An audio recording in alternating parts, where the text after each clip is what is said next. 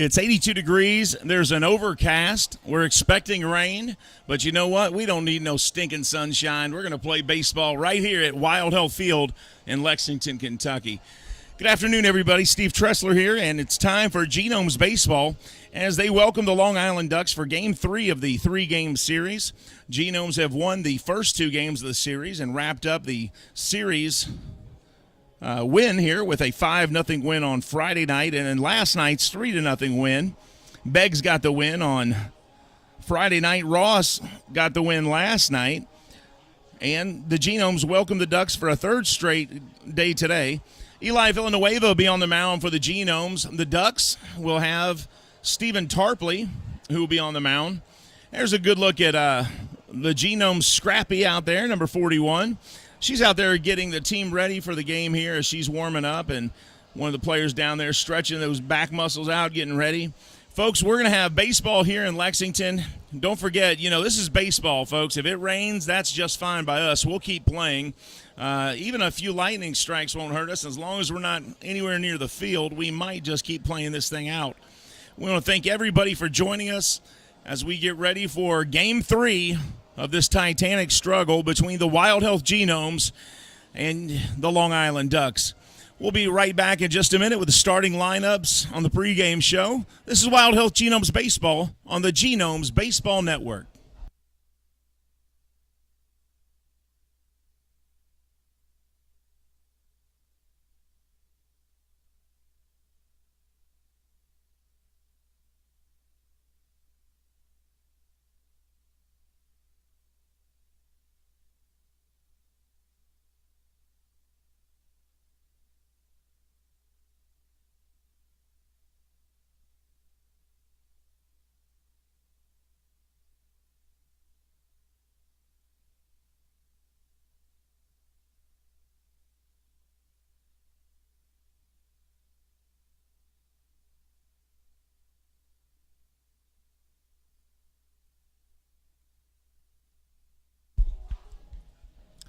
Welcome back to Wild Health Field in Lexington, Kentucky. I'll give you a quick wrap-up from yesterday. The Genomes loaded the bases. No score through the first 5 innings as it was a pitcher's duel between Akil Morris and Max Povsey.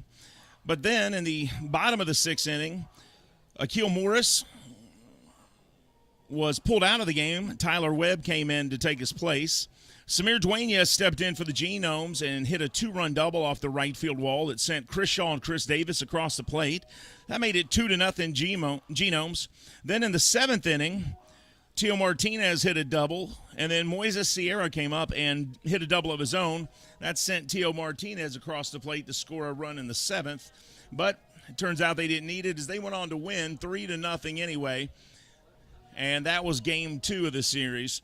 Today, Game 3, we'll have, let me pull that lineup back up here for you folks.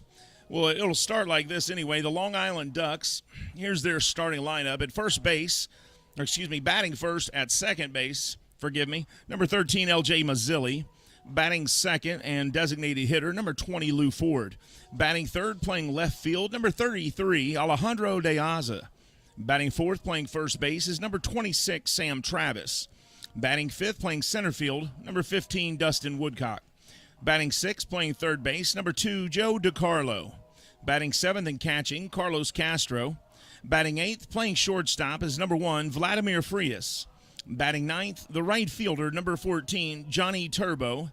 And the starting pitcher, the left-handed Stephen Tarpley, will take the mound. Tarpley actually had his contract bought out by the Giants and was headed to Double-A. And I'm not sure if he changed his mind or what happened there, or if there was an issue with him health-wise, but not privileged to that information. And certainly hope everything works out for him. He's an outstanding pitcher for the Long Island Ducks. He pitched well the last time I saw him pitch here against Lexington Legends. And all these guys are chasing a dream. So I hope he gets healthy and he gets to where he needs to go if that is the issue. And if not, well, hey, glad to have him back here in the Atlantic League. He certainly adds to the flavor. Now for the Kentucky Wild Health Genomes. Batting first, playing left field, number 7, Teo Martinez. Batting second, the second baseman, number 9, Luke Becker. Batting third, playing first base, number 34, Chris Shaw. Batting fourth, the designated hitter, number 8, Chris Davis. Batting fifth, playing right field, number 20, Moises Sierra. Batting sixth, playing center field, number 30, Anderson Miller. Batting seventh and catching, number 13, Chase Velo. Batting eighth, the third baseman, number 8, Gavin Johns. And batting ninth, playing shortstop, is number 9, Clayton Melbauer.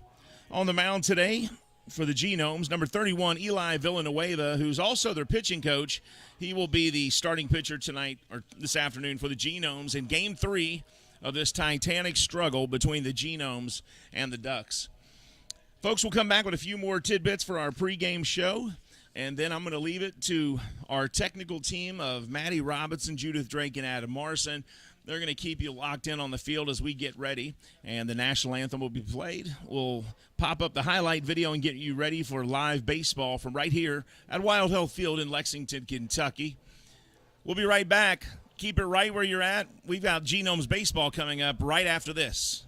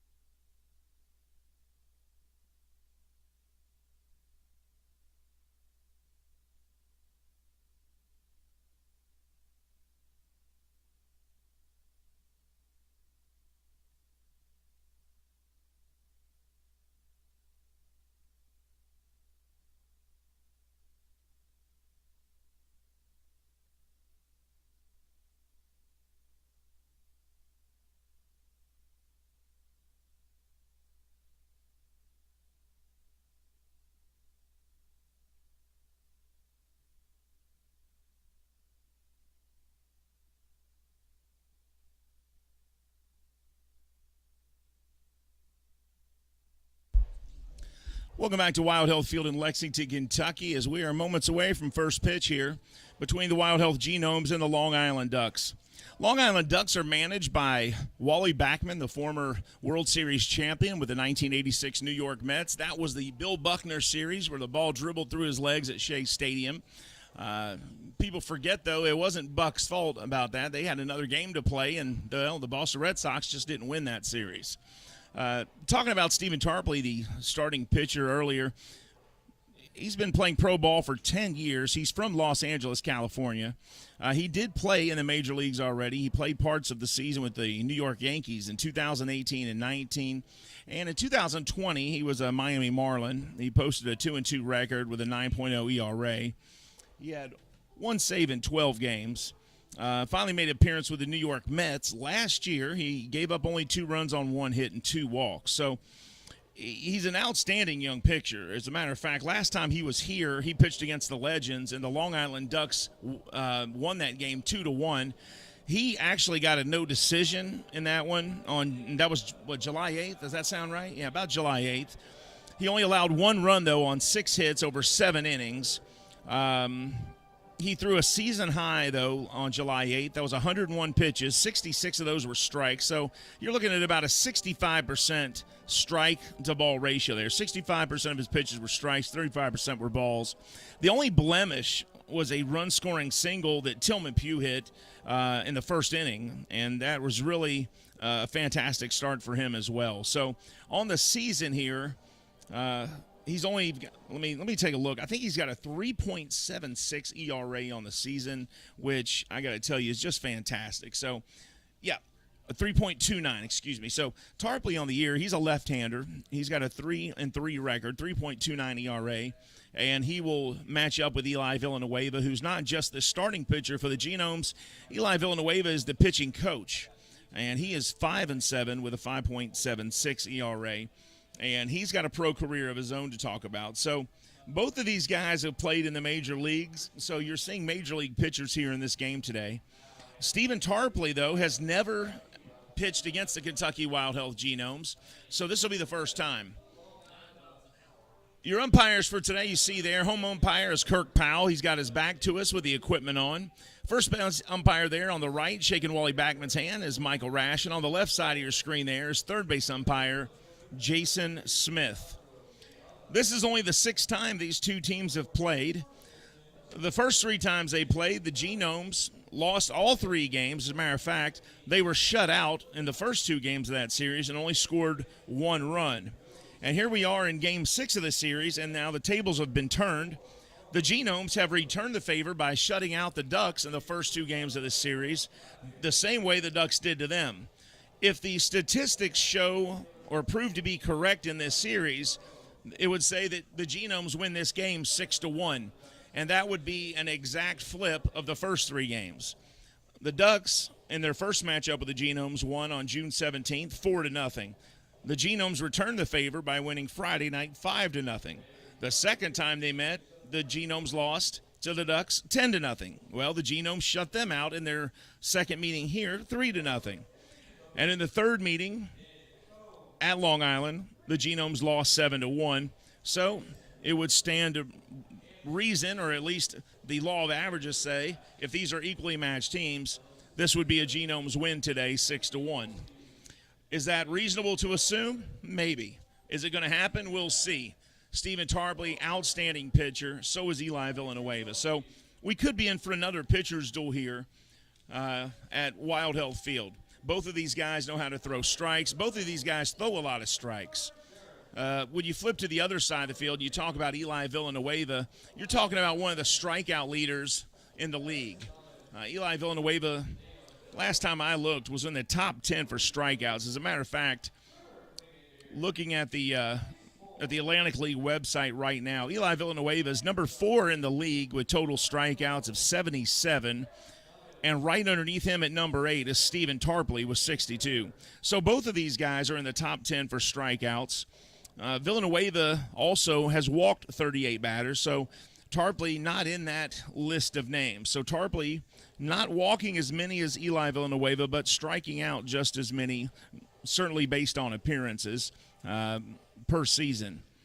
And looking through here, the only other pitcher I see in there from either one of these teams is on the saves list, and that is Webb, and he has 7 saves for Long Island.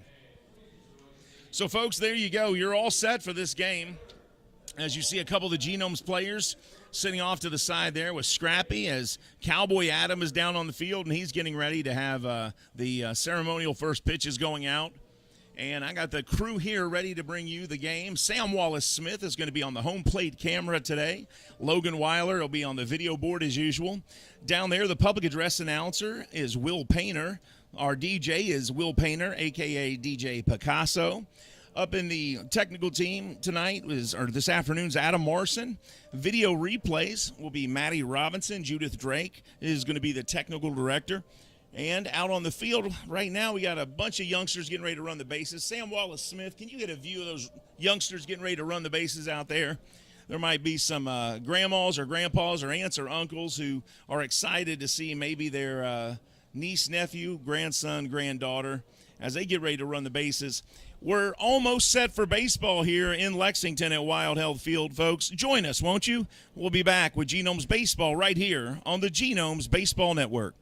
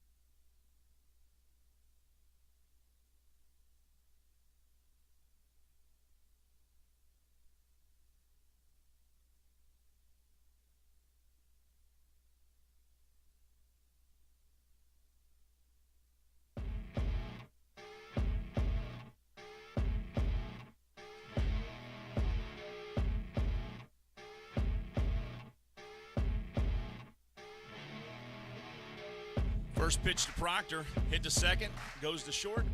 Here's the pitch.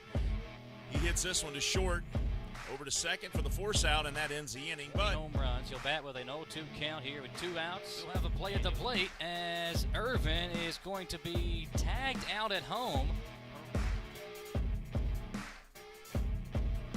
He hits a grounder to second, double play ball.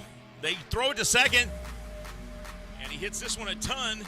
Center field going back, and it is out of here. Chris Shaw with a 2-run home run here in the bottom of the first. Welcome, everybody, to Wild Health Field in Lexington, Kentucky for Genomes Baseball.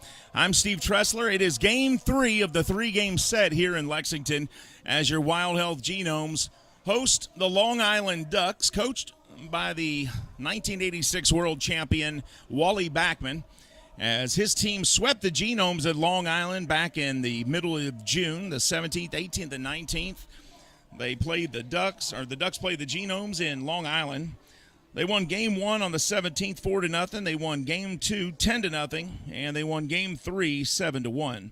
The Genomes so far have returned the favor as they have shut out the Ducks in the first 2 games, 5-0 on Friday night, 3-0 on Saturday, and we're ready to get underway here Sunday, Game 3 of the series.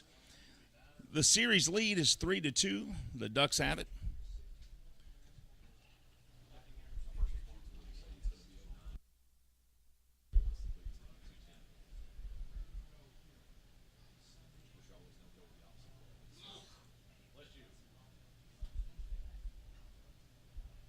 And we're ready for baseball. Villanueva fires in strike one there.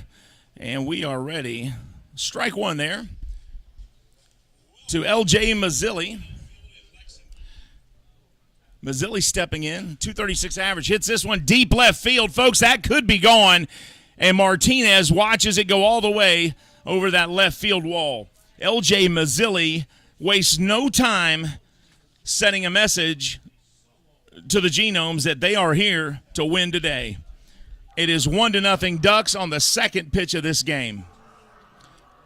And that has got their dugout quacking.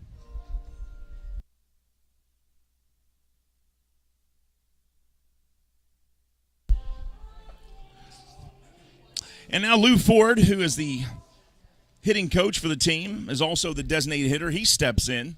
357 batting average, 2 home runs, 4 RBIs, and the first pitch to him from Eli Villanueva misses high, ball 1. Lou Ford still playing at 45 years old. Swing here and fouls one back.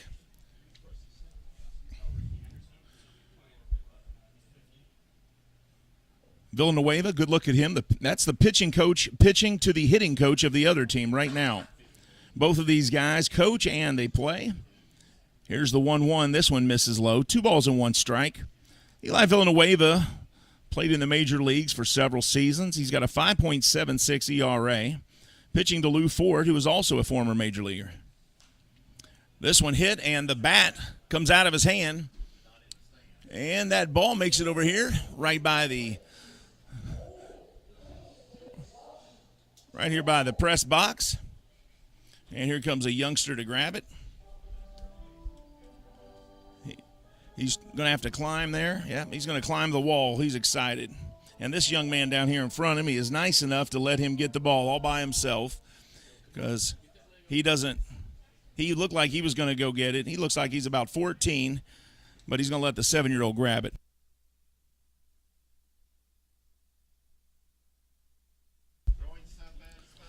Two balls, 2 strikes to Lou Ford. Here's the 2-2. And this one hit deep left field as well. Martinez goes to his left and makes the catch for out number 1. So a home run by L.J. Mazzilli to start the game on the second pitch. But Lou Ford flies out to left field, and that's out number 1.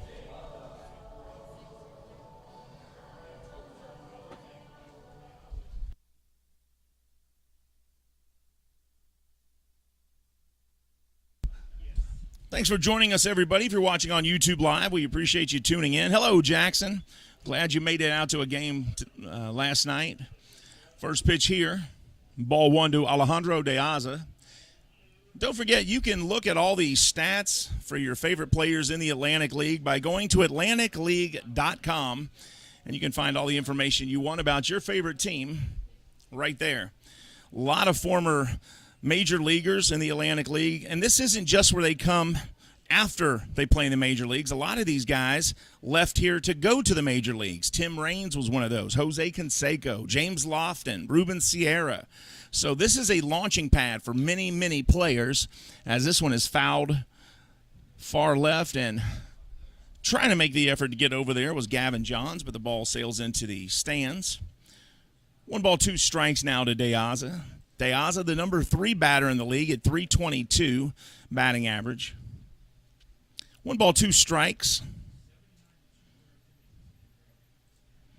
Villanueva ready to go. Kicks, now fires. Swing and a miss, so strikeout number 1 for Eli Villanueva, and that'll keep him in the top 10 in the strikeout department.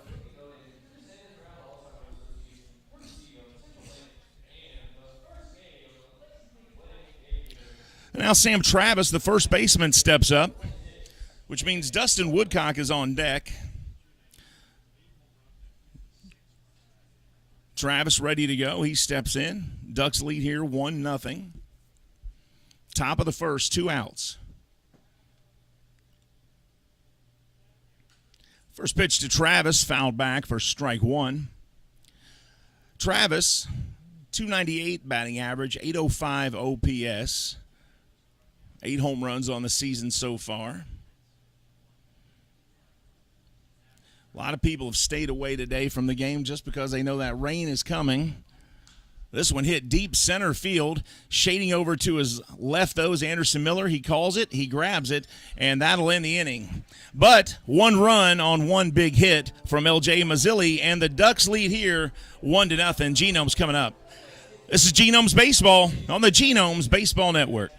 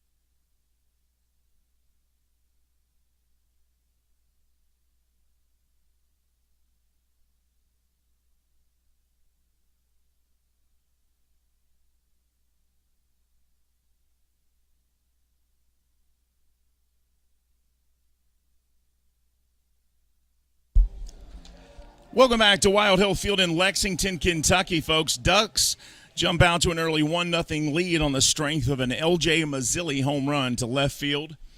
Teal Martinez steps in, the leadoff batter for your Wild Health Genomes here. He's batting .212 on the season.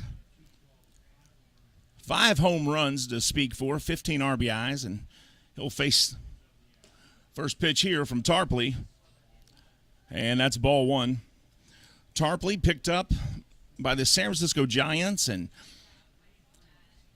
there was an issue, not sure exactly what it was, but he came back to play for the Ducks without ever actually leaving the team to go to the Giants.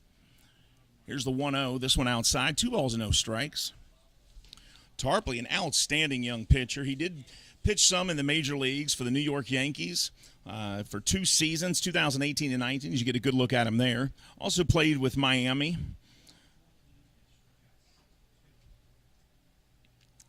And this one fired in there, just missing. 3 balls, no strikes. Martinez, 212 batting average, but a 702 OPS. So if he doesn't get a hit, he gets on base.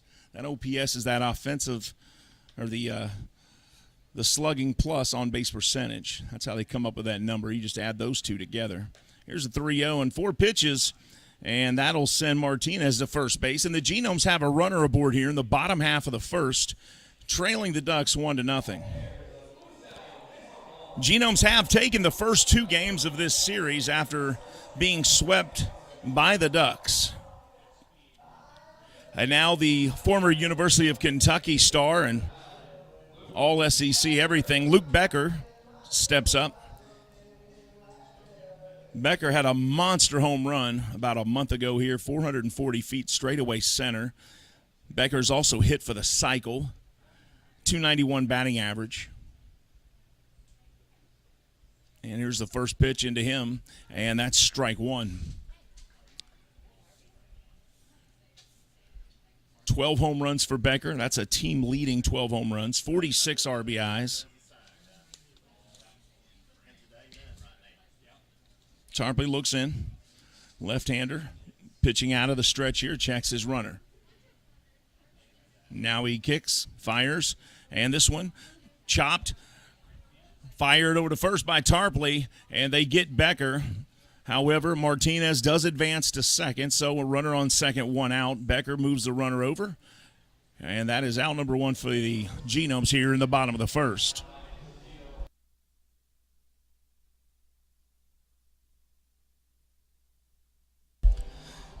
And now the San Francisco Giant, Chris Shaw, the former San Francisco Giant, I should say, first baseman, comes up for his first at bat. He was in right field last night. He's on first base today. And this is lefty on lefty here as Chris Shaw steps in. Tarpley's fastball, low 90s, upper 80s. First pitch to Shaw, and in there for strike 1, hitting that inside corner, 0-1. That's a good look there at number 1, Vladimir Frias, the shortstop for the Ducks. There's a good look at Stephen Tarpley.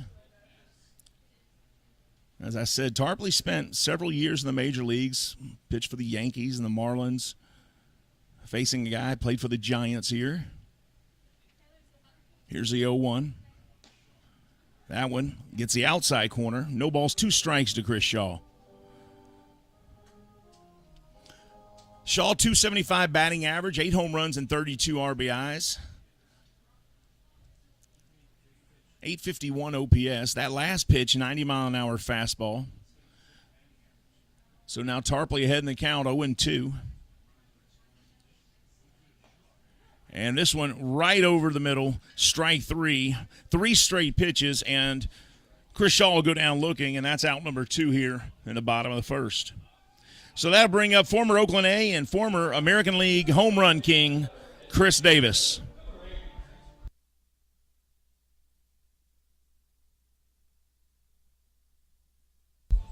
Chris Davis was the home run champion in the American League back in 2018 while he was with the Oakland A's. He hit 48 home runs.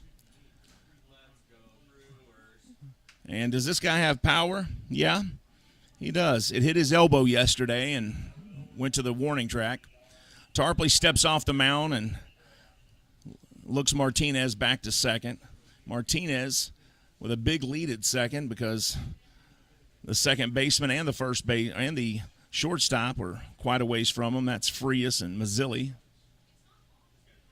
1-0 here, bottom of the first. Ducks scored on a home run from the leadoff batter. This one hit hard but foul. Right side over the Mattress Overstock warehouse. And strike one to Chris Davis. I want to thank all of you for joining us here on YouTube Live for Wild Health Genomes Baseball.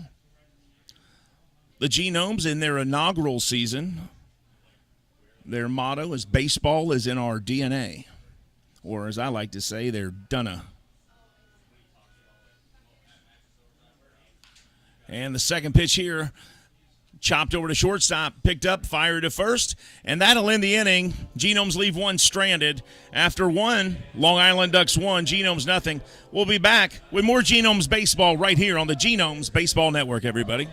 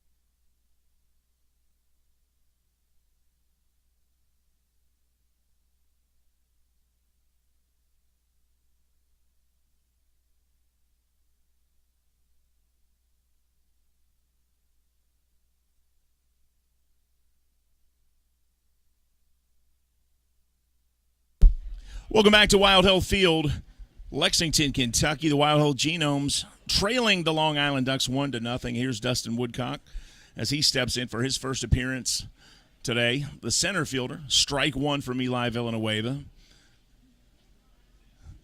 Looked like that was a fastball there, 87 miles per hour. Here's the 0-1. Hit deep right field, going back to the warning track. And on the Pepsi party deck, and that is the second home run of the afternoon here for the Long Island Ducks. Dustin Woodcock has made it a habit to come to this field and hit a home run at least once, sometimes twice every series. And it's a 2-0 Long Island Duck lead, and I don't think they are willing participants in the Wild Health Genomes idea to take a sweep from the Long Island Ducks.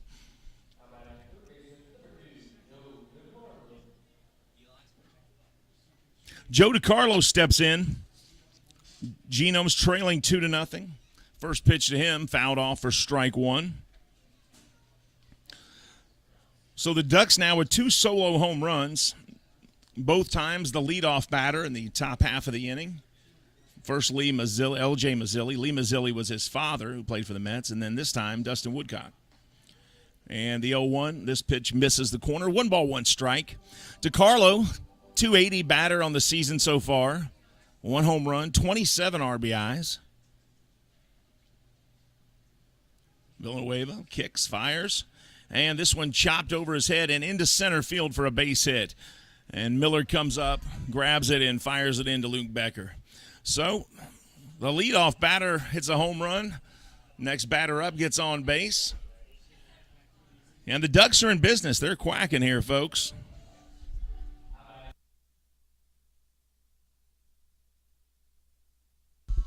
And now the former Genome himself, Carlos Castro, steps into the batter's box. Only his third game as a Long Island Duck. Castro, though, a lot of traveling for this young man. He started with the Team in Pennsylvania, the York Revolution this season. Then he was traded to the Wild Health Genomes, and now he's been traded to the Long Island Ducks. First pitch to Castro, outside, ball one. And I'll tell you this about him. There were several times I'd show up at a game here in Lexington, and Castro would be in the batting cages working on batting. He's a big guy. You get up next to him, a big, strong guy, plays catcher, first base. This one ripped right back to Villanueva, hits him. He picks it up, fires to first. That's out number one, but, boy, he paid for that as the pitching coach was going to have to shake that one off. As you see him, he looks like he's just fine, gets up on the mound, and doesn't seem like he's going to show any pain here. As you watch the replay, the line drive hits him right there, and he's able to collect himself and get Castro out on the throw. Runner advances to second. Trainer comes out as a precaution here, just to take a look and talk to him, say, hey, how you feeling? Give him a minute. He says, I'm just fine. You guys get out of here. And they do. His catcher went out there as well. That's Chase Velo. He goes ahead and takes his throws here just to reassure everyone, including the home plate umpire, Kirk Powell, that he's just fine. There's a good look at Eli. 2-0. Here's Vladimir Frias, shortstop. 1 on, 1 out, top of the second. Frias is a switch hitter. He's going to bat left against the right-handed Eli Villanueva.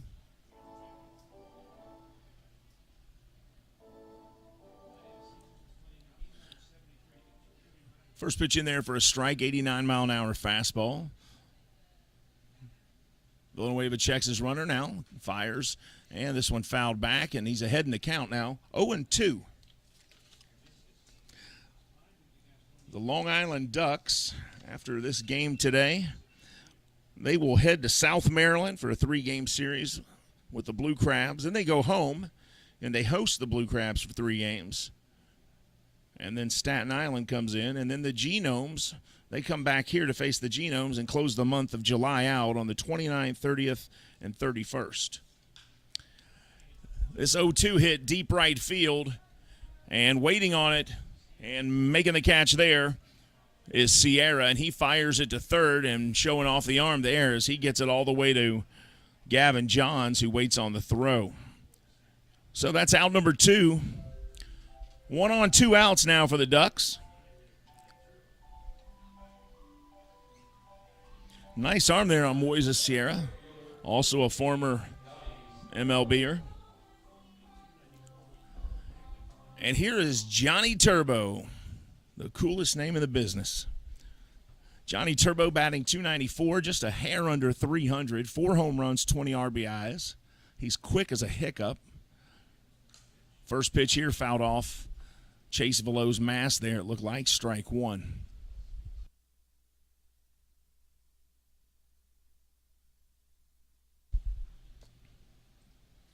Ducks lead here 2-0 at Wild Health Field.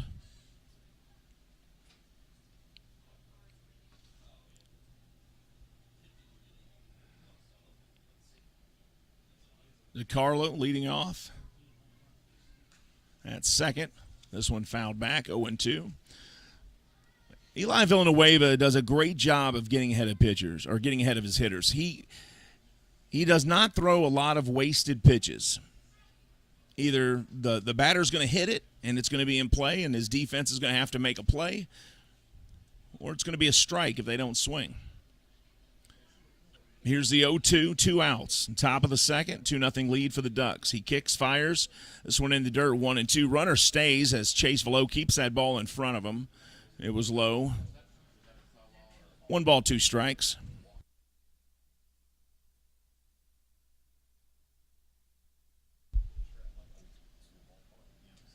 Eric Tyler, thanks for joining the broadcast. Good to see you on there. Thanks for joining us on YouTube Live, everybody. 1 ball, 2 strikes, 2 outs. Villanueva looks into Johnny Turbo. and fires. Turbo hits this one, a little grounder to short. Melbauer fires over to first. Shaw grabs it, and that's out number 3, and that'll end the inning. But the Ducks do put one more run on the board on the solo home run by Dustin Woodcock, and he says, Eli, put it on my bill. That was a duck joke. Sorry about that, everybody. We'll be right back, though. Bottom of the second, this is Genomes Baseball on the Genomes Baseball Network.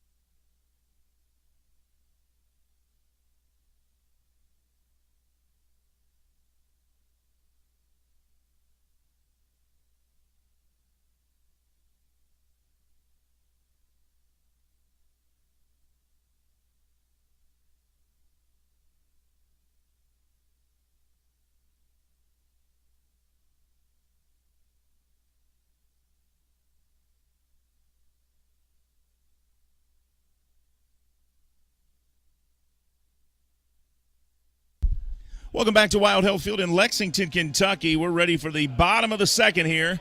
Genomes trail 2-0 on the strength of 2 solo home runs. One came in the first, L.J. Mazzilli. The other one, the second, from Dustin Woodcock. And now here's Moises Sierra to face Stephen Tarpley. If that name sounds familiar, it's because Moises Sierra had a good career in the major leagues, played for the Toronto Blue Jays, the White Sox, the Nationals, even played overseas in Japan for the Chinichi Dragons.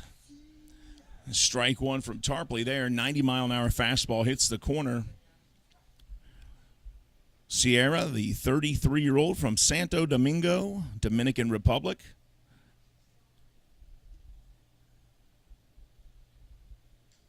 And he fouls this one back into the net, 0-2. Sierra, 266 batting average this season, 6 home runs, 31 RBIs.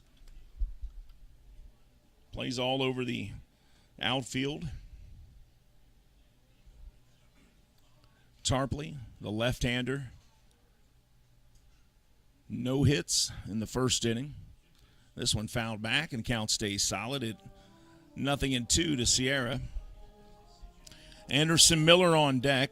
Chase Velo in the hole. 5, 6, 7 is the order for the Genomes here in the bottom half of the second inning in Lexington, Kentucky from Wild Health Field. The inaugural season for your Wild Health Genomes. Here's the 0-2. Tarpley sets, kicks, and fires. This one to the backstop. Just a bit outside. Isn't that what he would do? 1 ball, 2 strikes.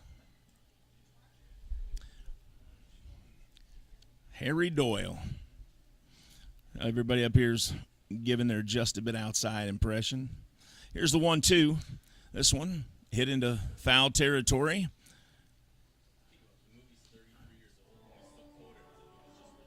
Yeah, that is something.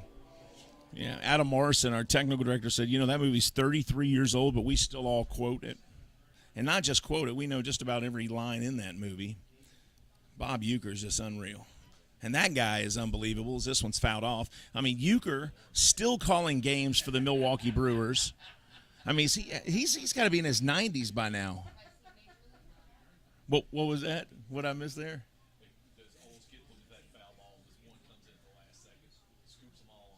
Oh. Oh, yeah. He'll go for him. He'll climb the ladders and everything else. This one hit up the middle for a base hit, and Moises Sierra will be on board here in the bottom of the second, and the Genomes looking to get something going here. Oh, that's a good one, Logan Weiler. I see that. What do you call a duck that steals bases?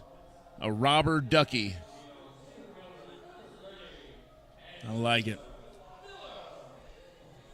And here's Anderson Miller, the center fielder, coming up to the plate for his first trip. Anderson, a crowd favorite, born here in Lexington, Kentucky. He actually began his pro career right here on this field as a Lexington legend. He was drafted by the Kansas City Royals. The Legends at that time were still a single-A affiliate of the Kansas City Royals. Hits the first pitch up here, a mile high in the sky, going to right field, and going back to make that catch there is L.J. Mazzilli as he calls off the right fielder, Turbo, to make the out.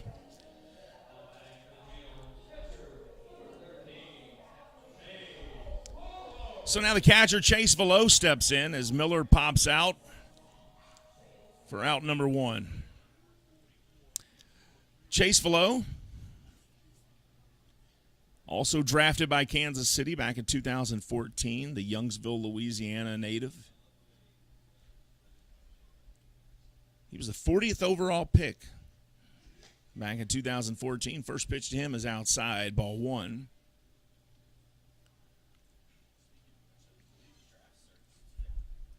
What does? Yeah, I believe so. Major League Draft, first two rounds are today. Isn't that right? No, Home Run Derby's tomorrow night. Yep, Home Run Derby tomorrow night and the All-Star Game on Tuesday. You can see the Atlantic League All-Stars by going to the website, folks, at atlanticleague.com. Check out the All-Star lineup. Now, there will not be an All-Star Game this year. That decision was made a long time before the season started. They decided that due to the COVID-19 pandemic, they would not be playing an All-Star game this year. Here's a 2-0. This one fired in there. Fastball, 89 miles an hour, strike one to Chase Velo. 1 on, 1 out here. Bottom of the second, Genomes trail 2-0 to the Long Island Ducks. Tarpley, out of the stretch, looks at his runner at first. Now looks in at Velo and fires. Runner goes. Throw goes down there. Is he in there? Oh, it looked like he got to the base before the tag, but they call him out down there as Mazzilli puts a tag on Sierra for the out. And take a look at the replay here. Tell me what you think. I thought he got there. Maybe not. Maybe Mazzilli had him. And that's why they're down there on the field, and I'm up here in the booth, folks. So that's out number 2 of the inning. 3 balls, 1 strike to Chase Velo. Sierra thrown out going for second. But I got to say, I like the aggressive base running, especially early in the game. I mean, you're down 2-0. It's a second inning. Go for it. Velo fouls this one off his foot, although it was in fair play. He's going to walk that off. Count goes full 3-2 on that foul. Of course, the Ducks do what you're supposed to. They went ahead and played it out and threw it to first just in case they needed to try and get that out.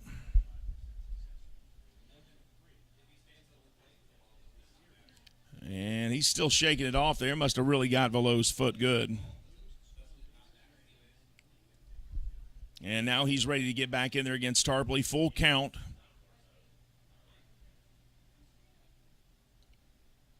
Here's the payoff. And he swings and misses. That's strike 3. That'll end the inning. Ducks 2-0 over the Genomes. We'll be back with more Genomes baseball as they come up to bat in the top of the third right after this on the Genomes Baseball Network.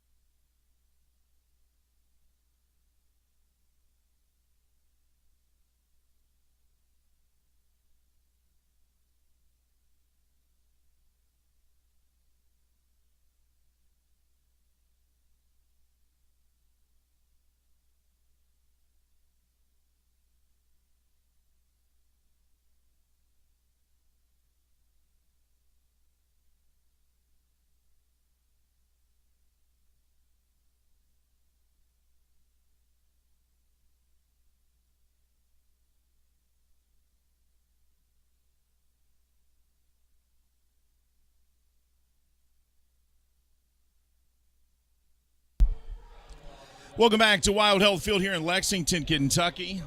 Long Island Ducks, managed by the former New York Mets star Wally Backman, lead the Genomes here 2-0 as we begin the third inning. And here's L.J. Mazzilli. He's a leadoff batter for the Long Island Ducks. He hit a home run his first time at the plate on the second pitch, and here's the second pitch of this at-bat. And it's 1 ball, no strikes. And the 1-0 swung on and missed, 1-1. Villanueva fires that fastball in there. Might have been actually a slider there, looked like, from him. 1 ball, 1 strike.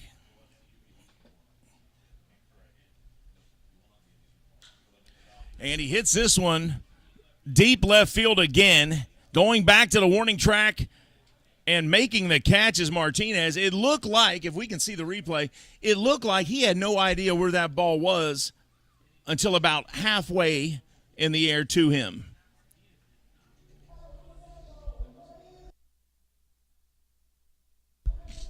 Here's the replay. Watch Martinez. He doesn't know there. He's like, oh, there it is. Boy, I tell you what, that was great athleticism by him and great vision to see that thing coming with just a couple seconds to react to it. 1 out. Here's the hitting coach for the Long Island Ducks, 45 years old, Lou Ford. The last time I saw a 45-year-old playing pro baseball batting, there's only been a couple that I can remember. Pete Rose was one of them. Who else has been 45 and batting? What was it? Was it Benito Santiago? Did he play till he was 45? Ricky Henderson, maybe? Yeah, that's what I just said, Benito Santiago. He was one. Lou Ford chops this one down to first base. Picked up by Shaw. He'll tag the base, and that's out number 2. So 2 up, 2 down so far for Villanueva here in the third.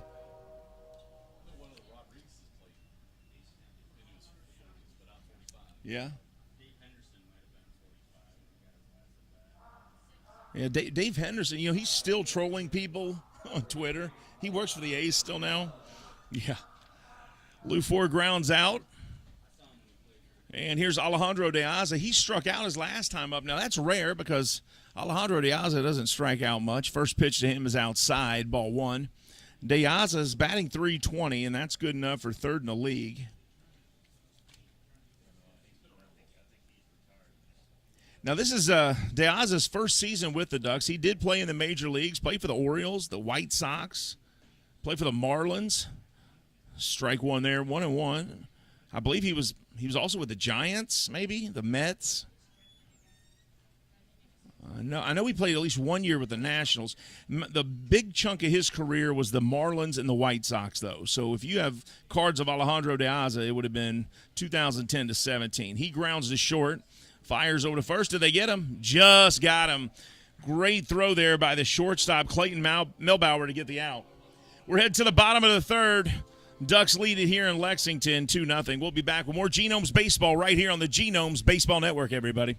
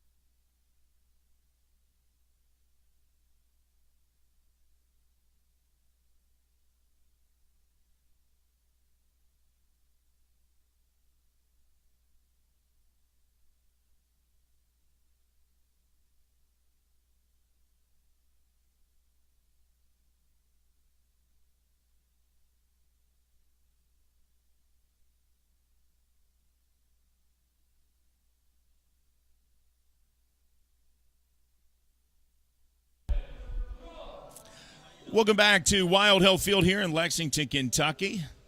Genomes trail 2-0. And stepping in for his first trip to the plate today, third baseman Gavin Johns. Johns, 6'2", 205-pounder. And he hits the first pitch he sees from Tarpley, deep center field. Going back and making the catch, though, out number one is Dustin Woodcock. So 1 up, 1 down on one pitch, just the way Tarpley would want it.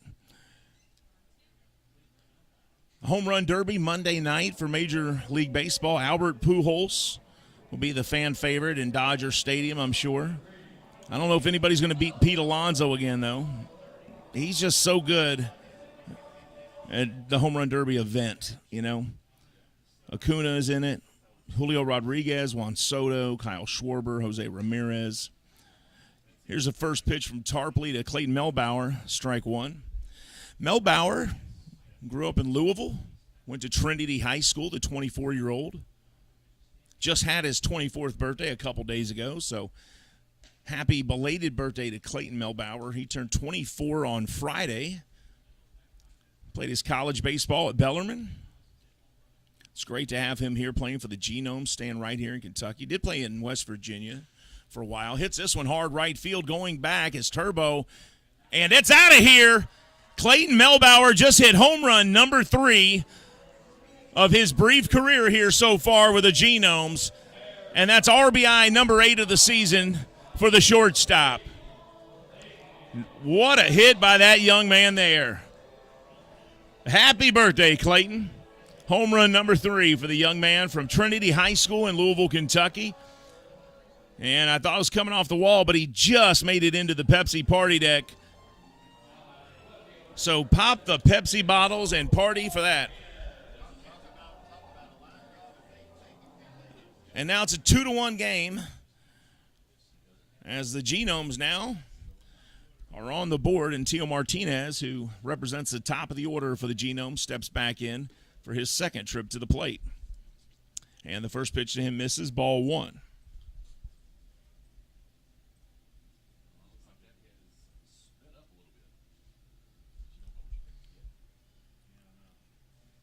Here's the 1-0. Nobody on, one out here, bottom of the third.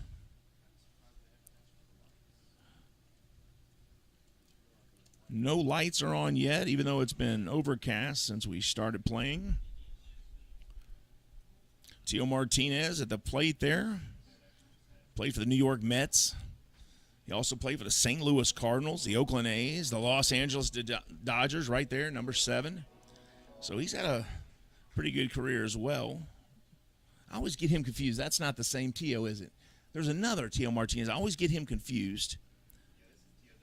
Yeah, I'm thinking of Ted Martinez. That Teo there, he's always been in the field. Did play in the Milwaukee Brewers system for a while, I know. Played in Myrtle Beach. He was a Pelican for the Myrtle Beach Pelicans for several seasons. And this one chopped foul. Count goes full, 3 balls and 2 strikes now to Martinez. Martinez, 5'10", 190. Born in 1992. 30-year-old from La Guaira, Venezuela. We call him Teo, but his name is actually pronounced Teodoro. But I've heard the teammates call him Teo or Teo. Maybe they say Teo, I guess. Certainly don't want to mess his name up. Teo hits this one into left field, takes a bounce, and he's on base. And that'll get him to the base safely for his second trip to first today. He was walked in the first inning. And now Luke Becker comes up, the former University of Kentucky star. And Becker has the light tower power that could give them the 3-2 lead with one swing of the bat here. And certainly the Genomes fans hope that he'll do just that as Tarpley looks in. And the first pitch to him missing, ball one.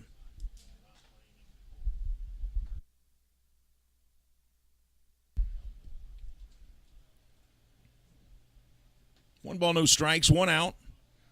Genomes get on the board with a solo home run from Clayton Melbauer, his third of the season. This pitch from Tarpley in there for strike one.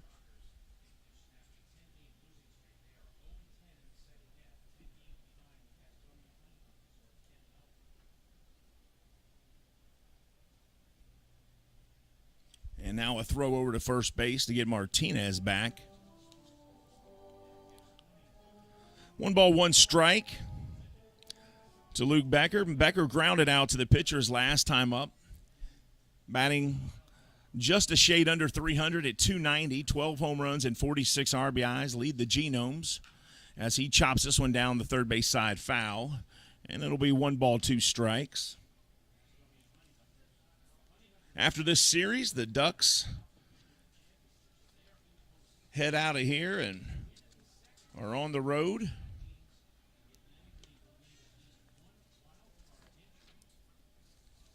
Genomes will be gone as well as the Legends will come back home. And now a throw down to first. They try to get him, but Martinez back in plenty of time as Castro fires down to first, try to throw out his former teammate, Carlos Castro, the catcher. Only his third game with the Ducks. He was a Genome before that, and the opening of this season, he was a part of the York Revolution. 2 balls, 2 strikes, 1 out here, bottom of the third. 1 on. Luke Becker at the plate, Tarpley. Takes a long time now, finally kicks and fires. Runner goes, and Martinez in there with plenty of time. And give him credit for the stolen base there. And now with 1 out, the Genomes are in business with a runner in scoring position. The throw there from Castro not in time, and you can certainly see why they kept throwing to first to try to keep Martinez close. They wanted him to know they were keeping an eye on him, but to no avail. Martinez did what he wanted there, got the stolen base. Full count. Tarpley looking in for a sign, ready to deliver the payoff pitch. Martinez in your screen, number 7 with the lead at second. And this one low. So Becker will walk, and now Chris Shaw will come up to the plate. He struck out looking, his first time up on 3 pitches. But a great opportunity here with runners at first and second.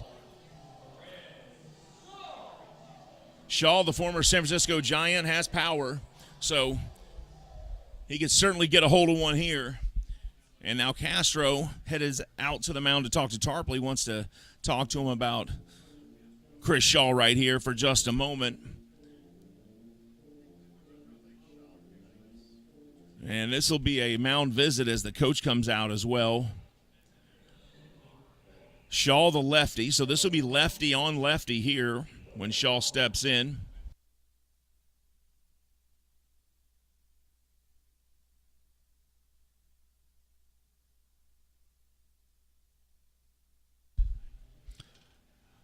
So the meeting at the mound is over. Coach heads on back there. Castro. He'll head back. Tarpley grabs a rosin bag, walks around the bump there. Now steps back up to the mound. He's ready to go. 2 on, 1 out here, bottom of the third. Genomes trailing 2-1.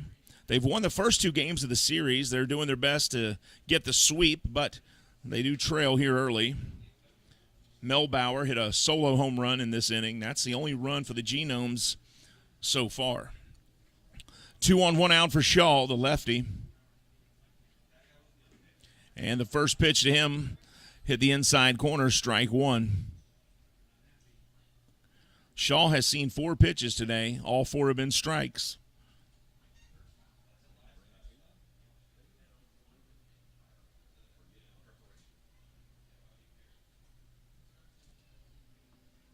Here's the 0-1. Tarpley kicks, fires, and that one hit Shaw on his right hip there. As you see him shake that off and jogging on down to first, and that will load the bases. So that was a fastball, 90 miles an hour, that hit Shaw on the hip.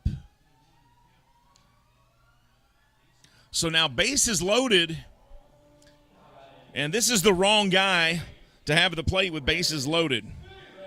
The former American League home run champion coming to the plate, Dan Parrott, who's joined the conversation. I agree with you. I love the turf field.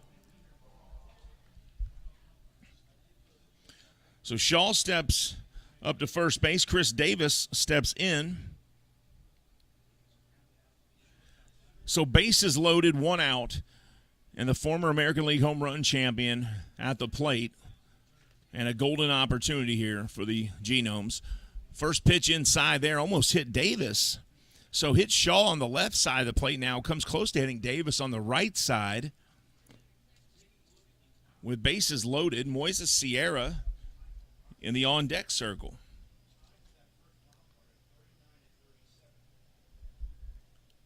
So 1 ball, no strikes.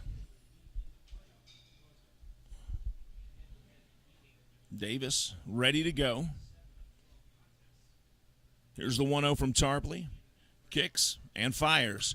And Davis comes through with a shot into left center field in the gap. 1 run will score. 2 runs score. Shaw goes to third. Davis rounds first with a 2 RBI single. Here's the replay. He hits this 1-0 pitch. It drops evenly into left center field. Just misses going to the wall. He'll hold up at first.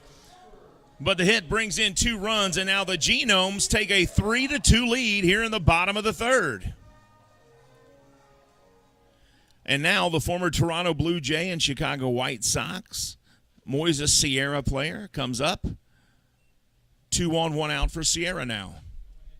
Runners at first and third. First pitch to Sierra misses low, ball 1.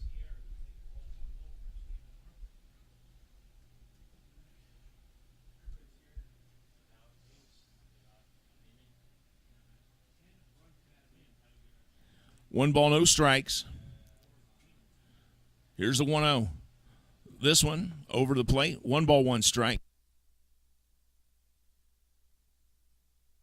Sierra batting .271, 6 home runs, 31 RBIs. He singled his last time up to straightaway center field. 1 ball, 1 strike. Tarpley kicks, fires, swing and a miss here. 1-2 the count. Moises Sierra started playing pro ball in 2006. He's from the Dominican Republic.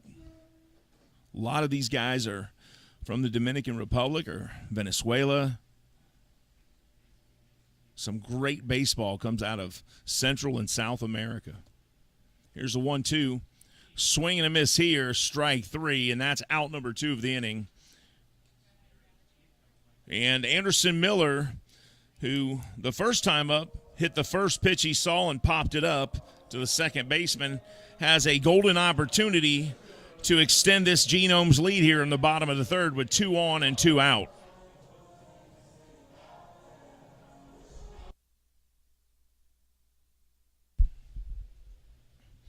Miller steps in. He was drafted by the Royals, played for AAA Omaha last year in the Royals organization.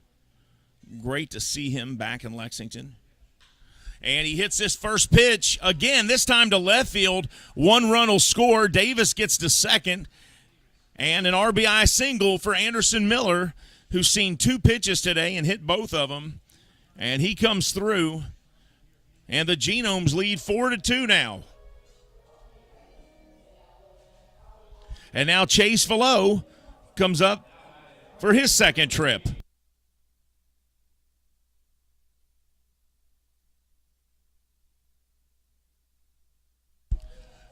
And Chase Velo batting .202, 9 home runs and 22 RBIs. He hits when people are on base. He is good in these situations. First pitch to him, outside, ball 1. Not sure what that pitch was. 75 miles an hour. Runners at first and second for the Genomes. Genomes have scored 4 runs this inning. Trailing coming into the third here, 2-0. Here's the 1-0. They fire back to first, try to get the pick off, and they don't get it as Miller gets back to first in plenty of time. As you watch the replay here, Castro really wanted to get him there.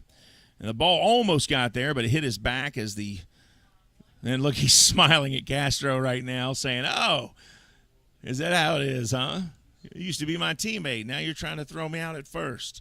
Yep, that's how it is. He's a duck now. You're a Genome. He'll start quacking at you. This pitch here fouled out of play. 2 balls and 1 strike to Chase Velo. Or 1 ball, 1 strike, 1-1.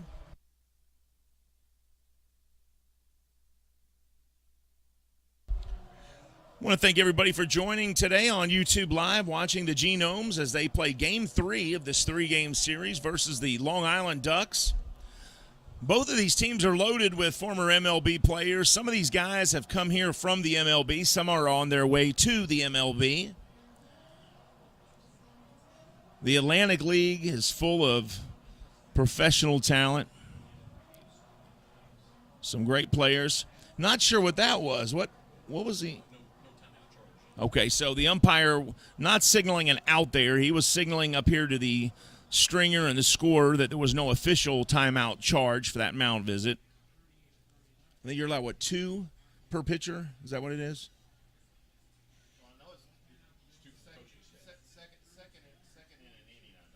Okay.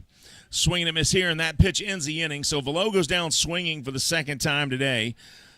Genomes leave 2 stranded, but they do get 4 runs in the inning on 4 hits. We're headed to the 4th inning. Genomes 4, Long Island 2. We'll be back with more Genomes baseball right here on the Genomes Baseball Network.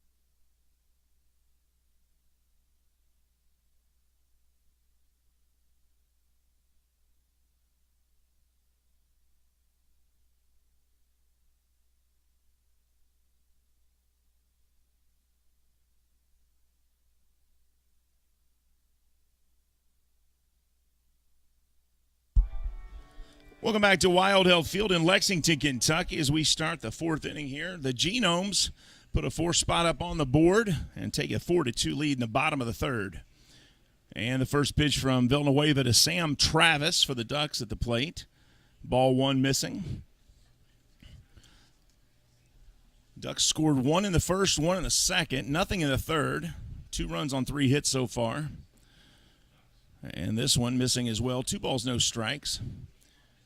Genomes don't score anything in the first and second, but last inning their bats got hot in the bottom half of the third, and they put up 4.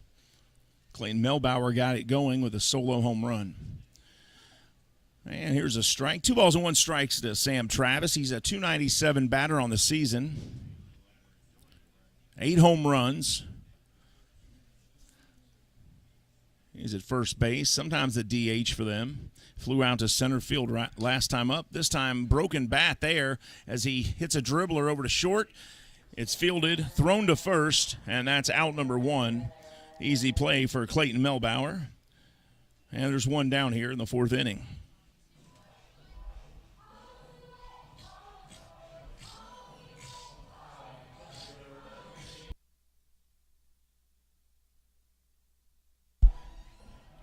And now Dustin Woodcock comes back up. He homered his last trip to the plate. 11 home runs on the year for him, 33 RBIs, .271 average. As the rain starts to fall here in Lexington, it's starting to sprinkle, and now it's getting a little a drizzle, but it's coming down pretty good. It's a pretty heavy drizzle, although the water coming down is not heavy. It's lots of it. So it's a pretty fast drizzle, as you see the flags out there in center field also. This one fouled off, strike 1. And Sam, can you get a picture of the flags for everybody real quick? And you'll see as Sam Wallace-Smith, our home plate umpire, home plate camera operator, you can see the wind picking up here as the rain is coming down. Thank you, Sam. And 1 ball, 1 strike here to Dustin Woodcock. That one missing. 2 balls and 1 strike.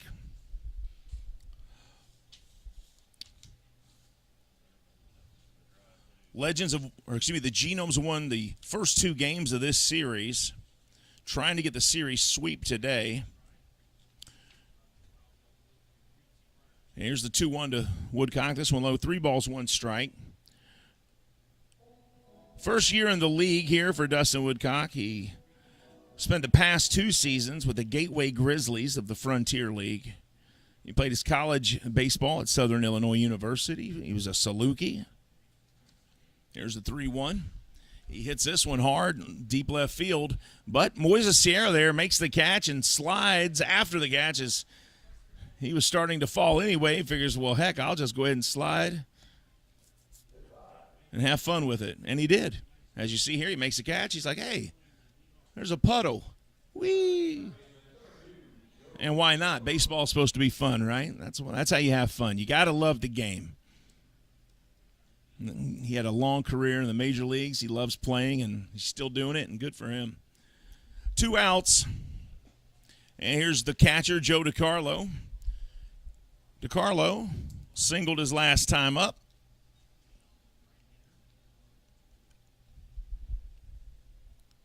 Two outs.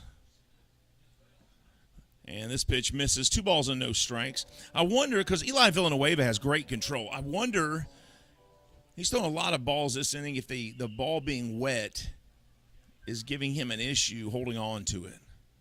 Maybe, maybe not. I don't know. That's a question he'd have to answer. Swing and a miss here, though. 2 balls and 1 strike. DiCarlo, a .283 batter on the season. 1 home run. 27 RBIs. So doesn't hit a lot of home runs, but doesn't have a problem driving in runs. 27 RBIs is pretty solid through 70 games. And this pitch outside from Villanueva, fastball, 90 miles an hour. 3-1. Started off 82 degrees and cloudy here. Now the rain really coming down. Can't really tell from that screen there, but it's pouring. Not big drops of rain, just those real fine little tiny drops. Full count now, 3-2, 2 outs, top of the fourth. Genomes score 4 in the third to take a 4-2 lead here in Lexington. Here's the payoff pitch from Eli Villanueva. He'll kick and fire, and that one's in the dirt. And not what he wanted from that pitch. I think that one did slip out of his hand a little bit. So he will walk Joe DiCarlo. And Carlos Castro, the catcher, coming back up to the plate. Castro grounded out to the pitcher his last time up.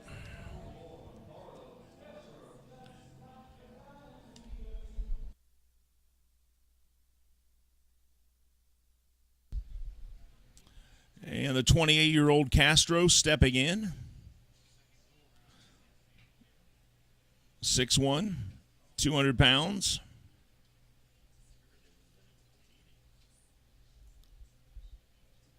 And the first pitch to him, low. 1 ball, no strikes.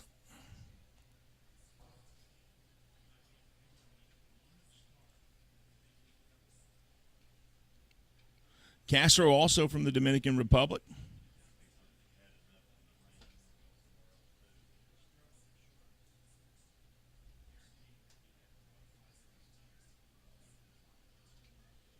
There's the 1-0 from Villanueva looking in. Swing here, chops it foul. 1 ball, 1 strike. Castro played several seasons for the Rome Braves in that Atlanta organization.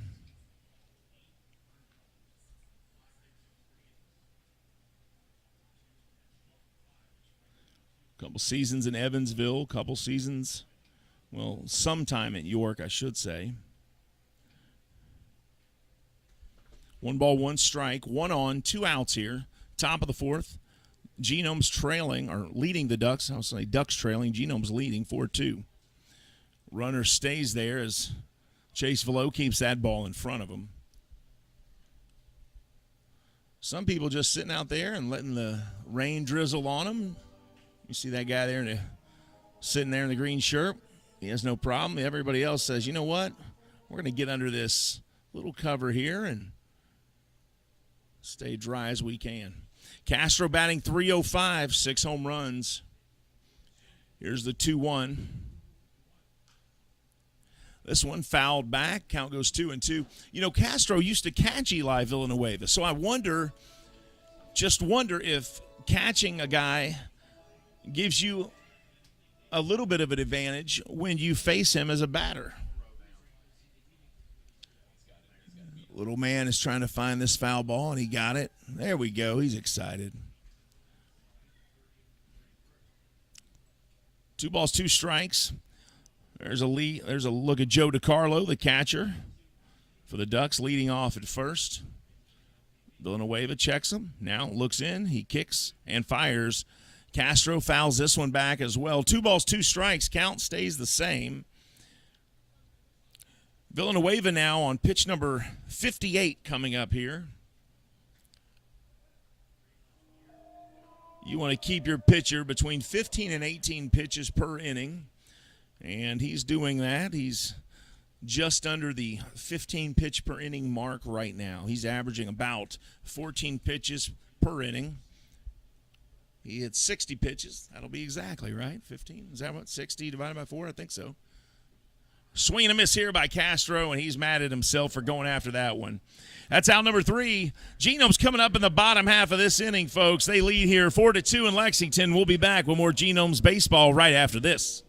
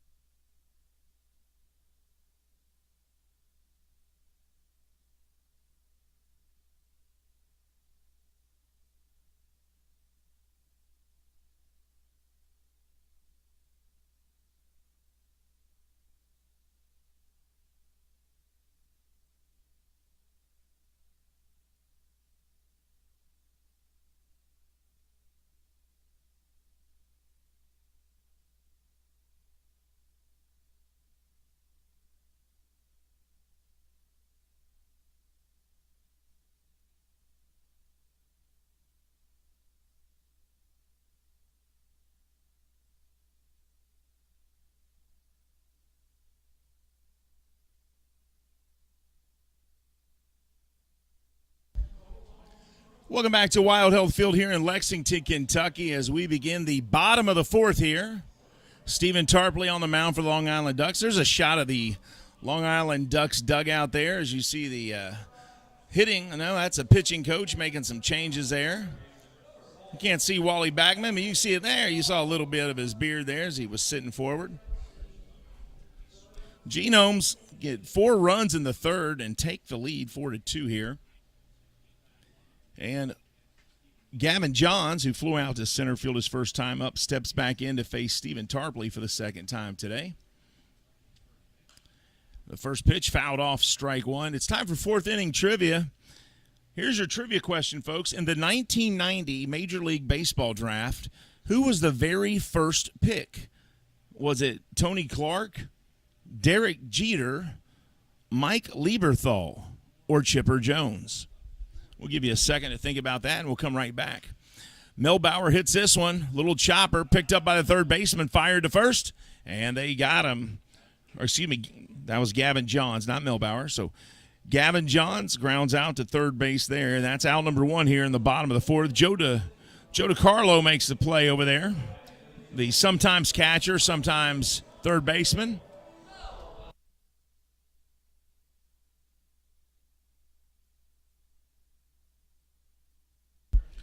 Here's Clayton Melbauer. Clayton hit a home run his last time up and got things going. He represented the first run of the bottom of the third. First pitch to him from Tarpley, 90 miles an hour. Tarpley remembers. He throws that one in there for a hard strike. That's 0-1. So the answer to the trivia question, it was the first pick in the Major League Baseball draft, 1990. Tony Clark, Derek Jeter, Mike Lieberthal, or Chipper Jones. If you guessed Chipper Jones, you are correct. That one missing. 1 ball, 1 strike. Chipper Jones, the first pick in the Major League Baseball draft back in June of 1990.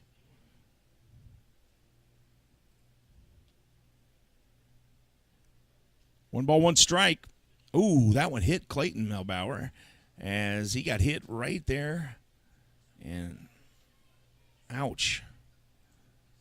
He's trying to shake that off. I don't think that was deliberate. I think that ball got out of his hand and just sailed away from him.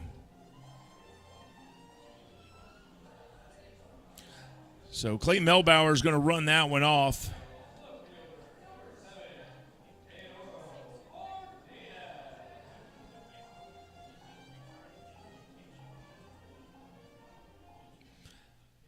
And the leadoff batter, Teodoro Martinez, comes back up to the plate.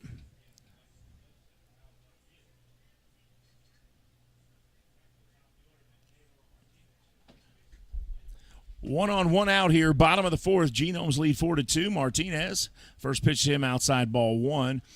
Here's your second trivia question for the bottom of the fourth. In the 1995 Major League Baseball draft, Sean Casey was drafted by the Cleveland Indians. But was he a top 25 pick, top 50, top 75, or top 100 pick? This one in there. Nope, missing. 2 balls, no strikes. Sean Casey, did he go in the first 25, the first 50, the first 75, or the first 100 of the 1995 Major League Baseball draft? And he was a big name back then. This ball hit center field and shading over to right. Right fielder's going to make the catch there for the Ducks. And that's out number 2. Johnny Turbo makes a catch and throws it in. So 1 on, 2 out now as Martinez flies out to right field. Luke Becker comes up.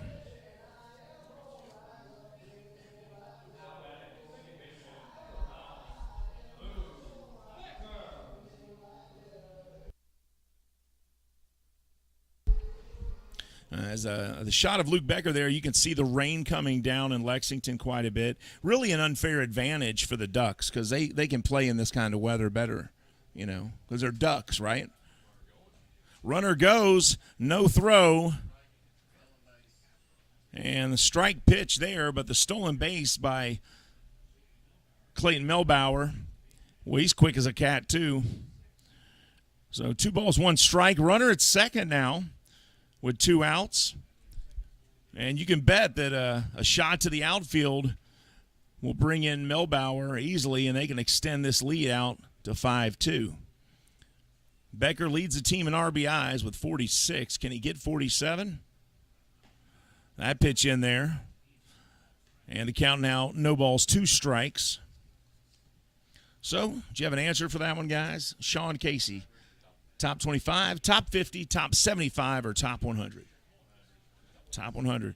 Sean Casey was the 53rd pick in the Major League Baseball draft. So, top 75. Here's the 0-2 to Luke Becker. This one's going to be low, 1 ball, 2 strikes.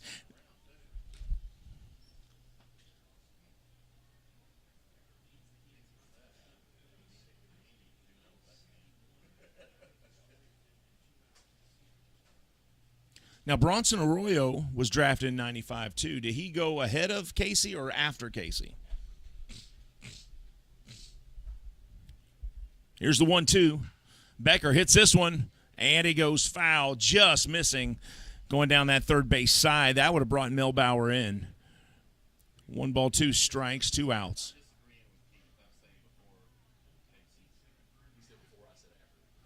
Okay, Bronson Arroyo. Casey was a 53rd pick in the 95 draft. Question is, did Bronson Arroyo go before or after Casey?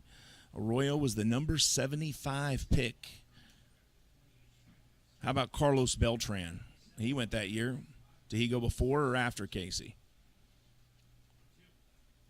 And this one outside. 2 balls, 2 strikes now to Luke Becker, the former University of Kentucky star. Carlos Beltran, I think he went 30-something that year, so he was before Casey. I remember that one.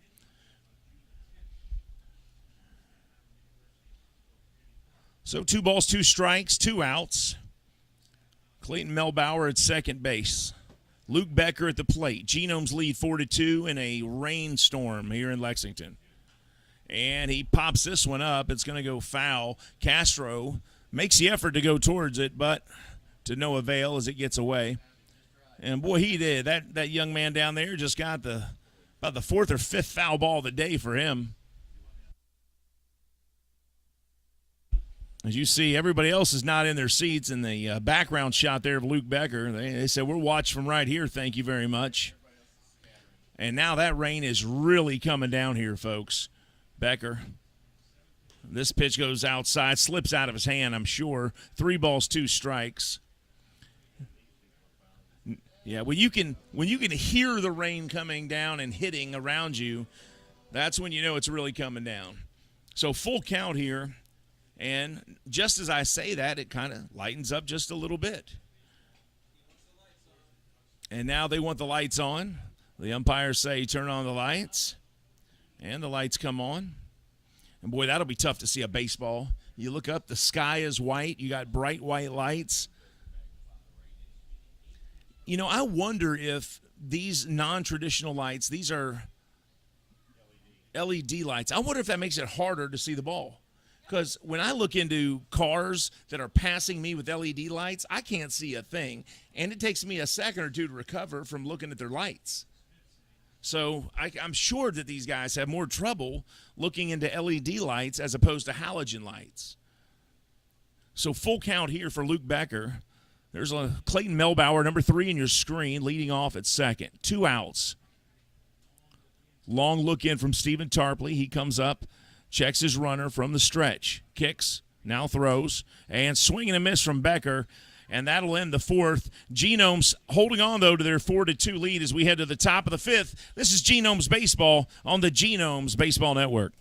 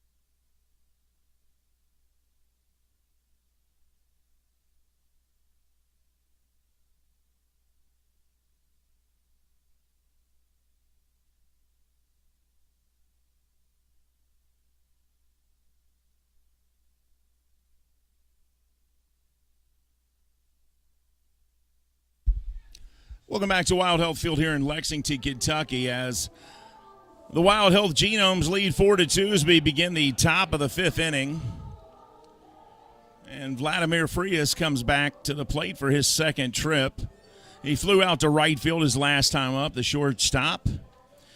Now, radar says this rain's going to stop here in about 45 more minutes. But I got a feeling if it keeps up for another 45 minutes, they're going to try to get one more inning in here, and they may have to call this thing because it looks like the real heavy stuff is still on the way. Yeah. So, it could just be a half inning. Well, actually, you know what? The heavy stuff, it just missed us, it looks like. So maybe, just maybe, we'll get a full game in. And here's Vladimir Frias as he steps in. And the first pitch to him from Villanueva in there for strike one. Thanks for joining us, everybody. If you're watching on YouTube Live right now, we appreciate you tuning into the broadcast. I'm Steve Tressler. You're watching Wild Health Genomes Baseball from Lexington, Kentucky.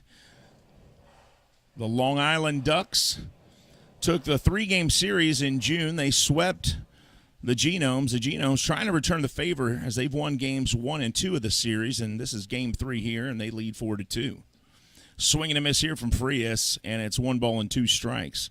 Frias there at the plate, the lefty, his 3rd season with the Ducks, 5th in the Atlantic League.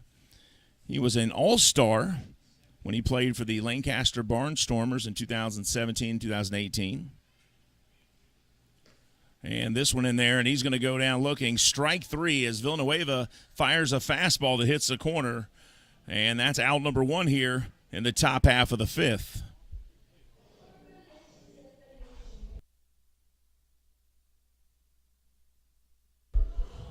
And now, Johnny Turbo comes back to the plate. Johnny Turbo, the coolest name in baseball right there, folks. You get to see him live. Turbo is in his 3rd season with the Ducks as well. Used to play for the Southern Maryland Blue Crabs. Now, he was originally, as you see strike 1 there, he's originally selected by the Philadelphia Phillies in the 4th round of the 2006 amateur draft right out of high school back in 2006. He went to Westchester High School in California, and he hits the second pitch here, the 0-1 to deep right center field. Anderson Miller makes the catch out by the First Guard Fence Company sign and throws it in, and there's 2 up and 2 down here in Lexington. And these players, you can bet they want to get one more out instead of having to come back and play 1 out. Get 1 more out in the books, so they might be able to get a full game in, or at least on books a full game here. And boy, that rain really coming down now. It's pouring heavy here in Lexington. 2 outs, Eli Villanueva on the mound. And we're back to the top of the order. L.J. Mazzilli steps back in. Mazzilli hit a home run his first time up. The second pitch of the game, he hit it out left field, and they took a 1-0 lead. Next time up, he popped out to left field. Didn't have quite the distance. And here, 1 ball, 1 strike.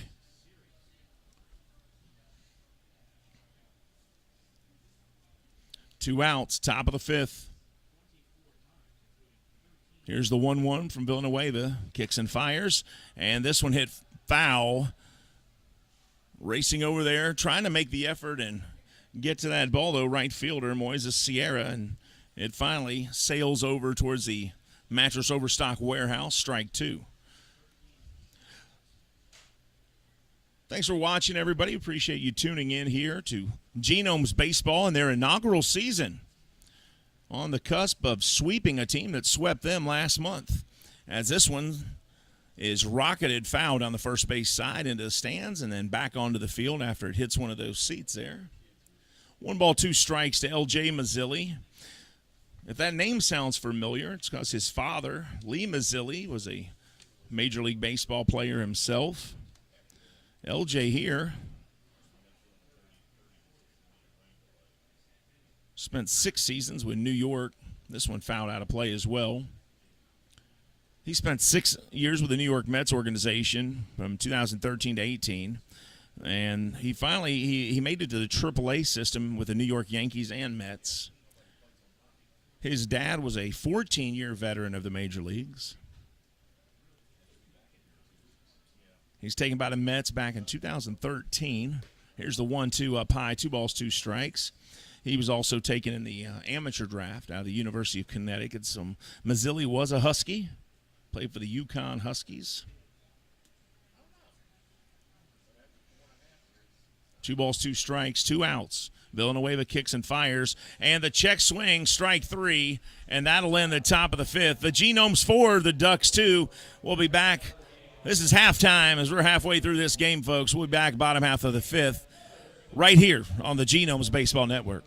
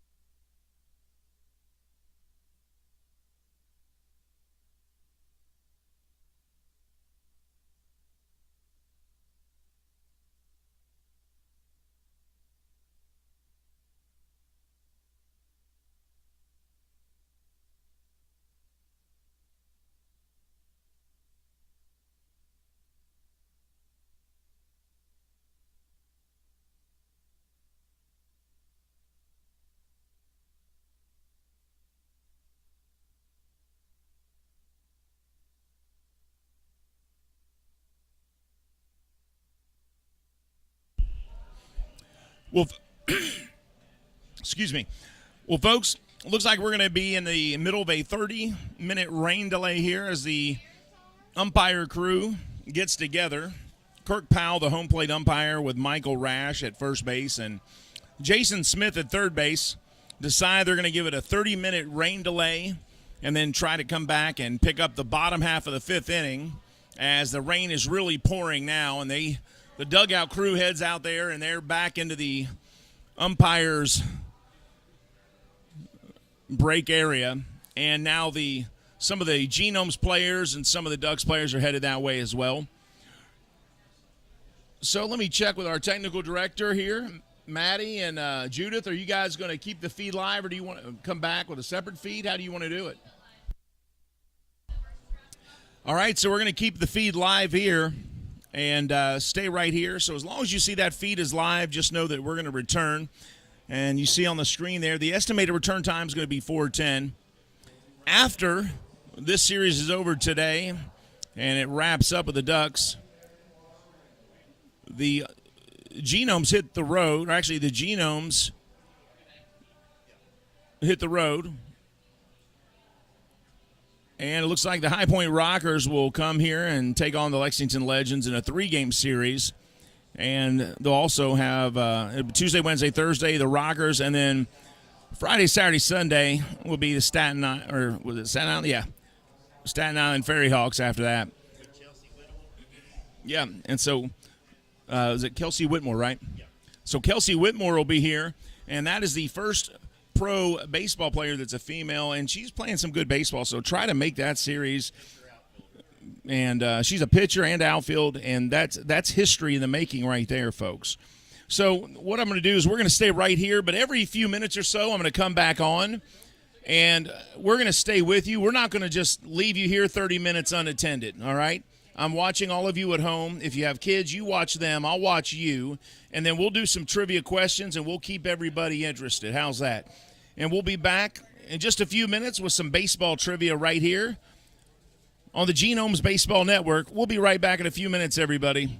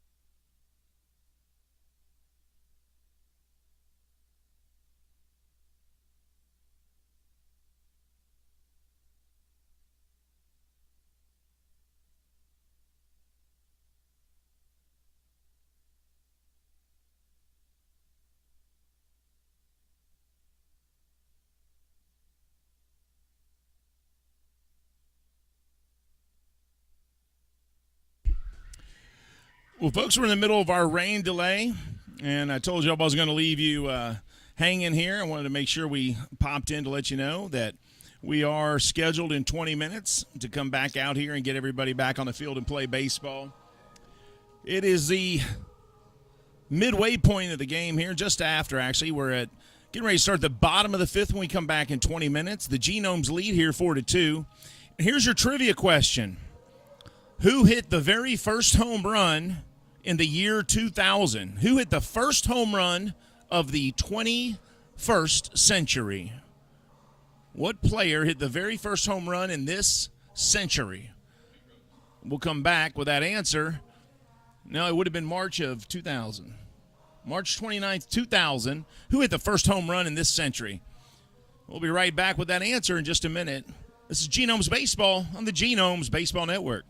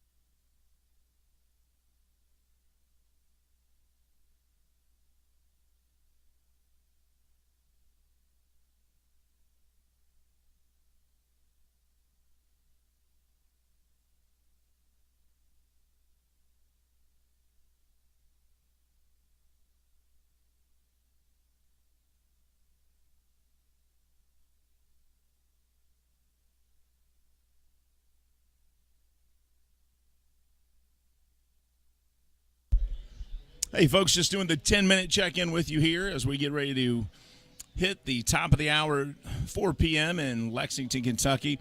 We're in the middle of this rain delay. We're about 2/3 of the way through it. Hopefully the umpire crew will get together, come out, look at the field, and decide that we can finish this game up. Right now, we've played 4.5. Genomes lead 4-2. As we come back from this rain delay, we'll be starting the bottom of the 5th, and the Genomes will be coming up to bat. Hopefully, we'll be able to do just that. But we are in a rain delay. We've got about 10 more minutes before we hear anything back from that umpire crew. We'll let you know what happens. The answer to the trivia question: who hit the very first home run in the year 2000 to start off the 21st century with the very first home run ever? Well, that belongs to the Chicago Cubs' Shane Andrews. Shane Andrews hit a home run versus the New York Mets on March 29th, 2000, and that was the very first home run in the 21st century. We're going to head back to this rain delay, and hopefully we'll bring you live baseball at 4:10. This is Genomes Baseball and the Genomes Baseball Network.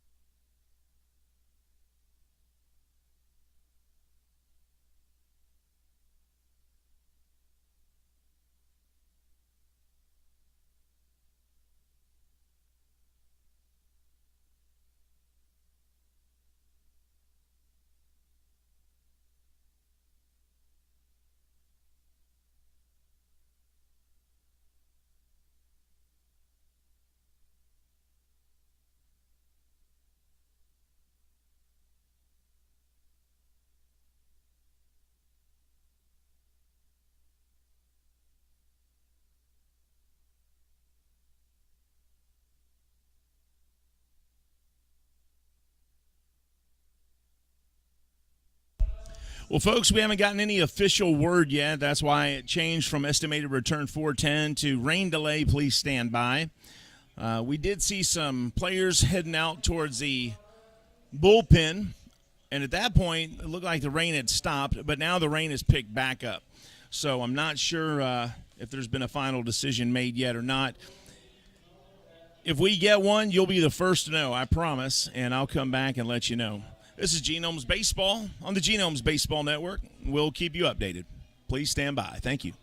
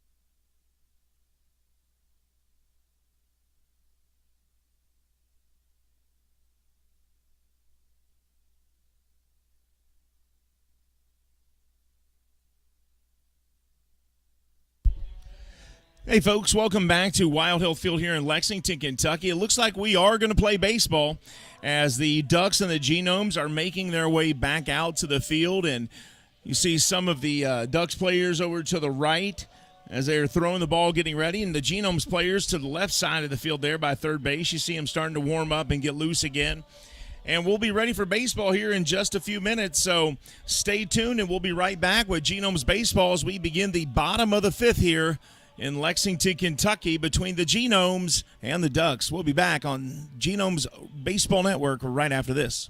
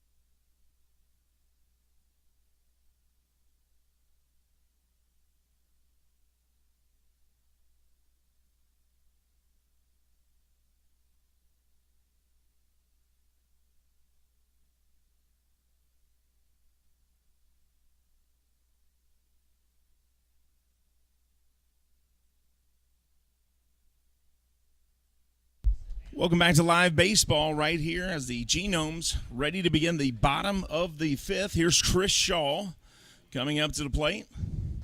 And the first pitch to Shaw as we come back from the rain delay, strike one. Shaw today struck out looking and then got hit by a pitch his last time up. Official rain delay was 1 hour, 4 minutes. And this pitch in there for strike two. Meisinger on the mound for the Ducks. Ryan Meisinger, 6'4", 235 on the mound.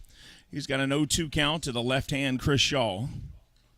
And Shaw fouls this one back and stays alive. Count stays 0-2. Welcome back, everybody. We appreciate you hanging in there with us through the rain delay and backing up your Wild Health Genomes as they play here at Wild Health Field in Lexington, Kentucky.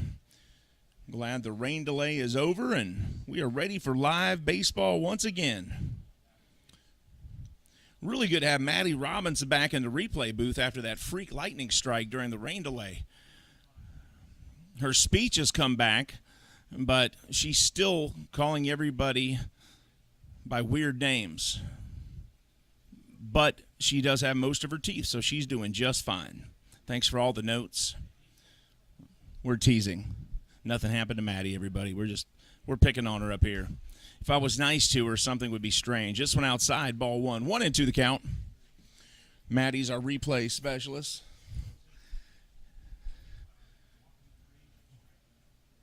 One ball, two strikes to the former Giant, former Boston College star. Here's the 1-2. And this one chopped over to second base, picked up, and fired to first. And that's out number one here in the bottom of the fifth as L.J. Mazzilli fields that one and tosses to his partner there, Sam Travis.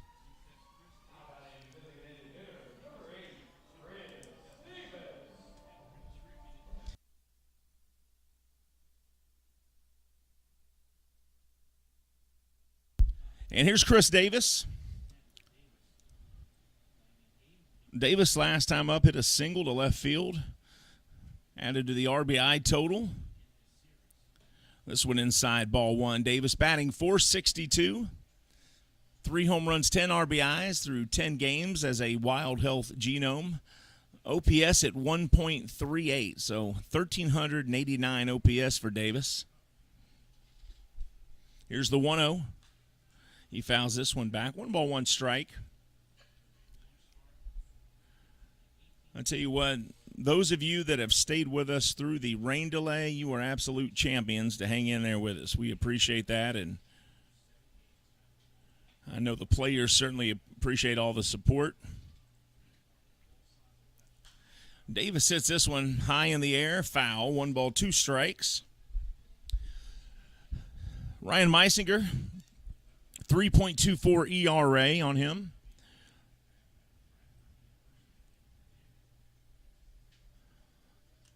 Ducks got a run in the first, a run in the second, and the last 3 innings have been held scoreless. And this one is deep left field. See you later. Chris Davis with home run number 4 in his very short career as a Genome. That is 4 home runs in 10 days. And that was just a line drive to left field over the wall. And it's 5-2 Genomes. And that'll take that OPS of 1,389 up over 1,400 next time he's up at the plate. So Davis now 2 for 3 with a home run and a single. And Moises Sierra comes up to the plate, the former major leaguer himself.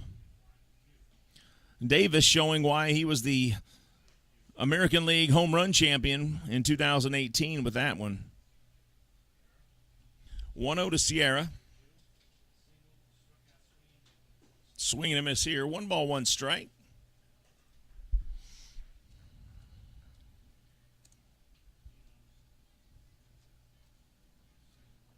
Rain has finally passed here. Sierra hits this one, a grounder to short. Picked up by Frias, fires, and on a one bouncer gets it to Travis, and that's out number 2.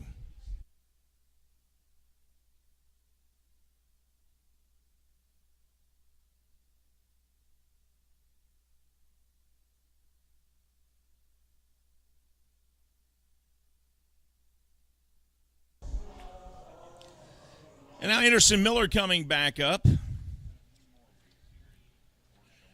as he steps in. Miller today has singled to center and popped out to second base. That was only the 3rd pitch he has seen all day. His first 2 times up, he hit the first pitch he saw. That time he takes a strike, 92 miles an hour.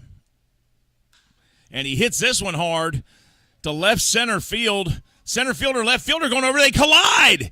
And the ball gets down at the Benjamin Moore sign. He turns second. He's headed for third easily. Wow. And the trainer's going to have to go out there because that was a heck of a collision. As you watch the replay here, I thought for sure they saw each other. As you watch here, look, they see each other there, but neither one of them hold up. And De Aza charges into Woodcock. And the Ducks trainer heads out there. Alejandro De Aza ran full speed, and his right shoulder collided with Dustin Woodcock's chest and knocked the wind out of him, and Woodcock fell to the ground. De Aza stayed on his feet, was able to field the ball and throw it in, and Anderson Miller by that point was already sliding into third with an easy triple. What a strange turn of events that was. I certainly hope he's all right. We're going to let the trainer work on these guys, make sure they're okay, folks. This is Genomes Baseball. We'll be back in just a minute as the trainer gives help to Dustin Woodcock here.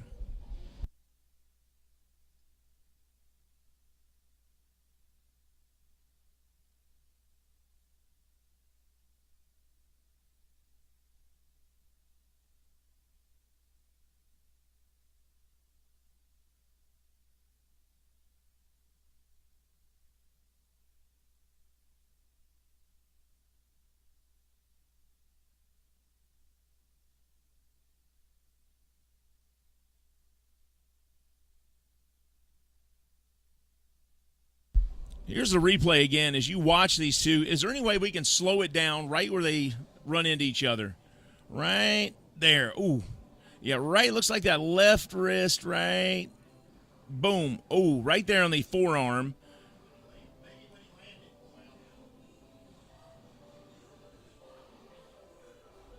Can you slow it down as he lands so we can see maybe? I'm glad we have the time to actually look at this. Let's see how, watch the center fielder, how he lands here. Right. No, I think his left wrist, like you said, was already hurt. When he collided with De Aza, his left wrist was already hurt. That's what they're looking at. And now he's done. He just gave the signal to Wally Backman, the manager. Now De Aza is down on one knee. Woodcock is up. And I'm not sure if Alejandro De Aza is saying a prayer for him, which I believe he was. And now he's back on his feet, and that's as sad as that collision was and as sad as it is that Dustin is leaving. I thought what a beautiful moment there as Alejandro De Aza says at least I think that's what he was doing. He said a short prayer for his teammate there who's leaving the game. And Dustin Woodcock is coming out of the game, and now he'll be replaced. It looks like coming into the game for the Ducks is going to be Kevin Watley, who was playing short. Alejandro De Aza will go to center field, and Watley will take De Aza's spot in left field as he comes out of the game. So there's Dustin Woodcock holding that left arm very gingerly, holding it up in a 90-degree angle as he walks off the field slowly here. And there's Kevin Watley saying bye. All right, so Kevin Watley now is going to be at second base. And we'll get this sorted out. as the injured Dustin Woodcock leaves the game. Genomes lead here 5-2 with 2 outs in the bottom of the 5th, folks. We'll be right back with more Genomes baseball here in just a second.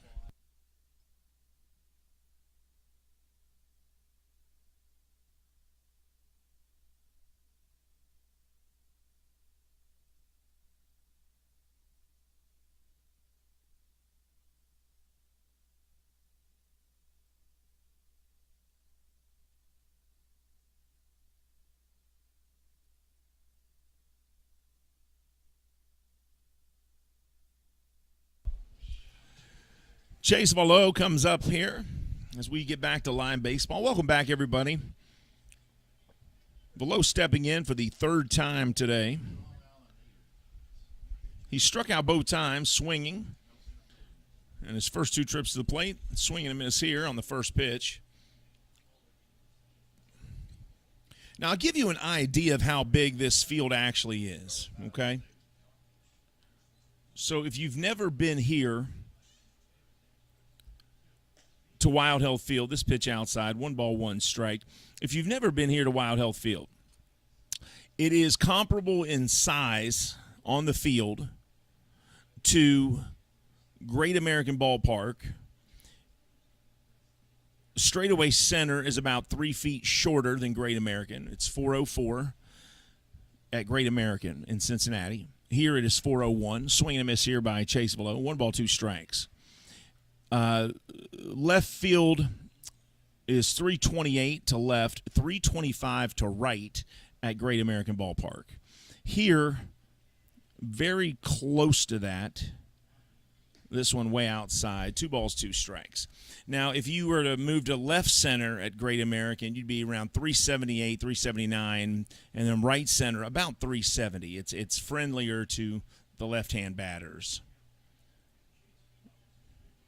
At Wild Health, let me pull up their exact dimensions while I'm saying this because I don't want to get anybody messed up here.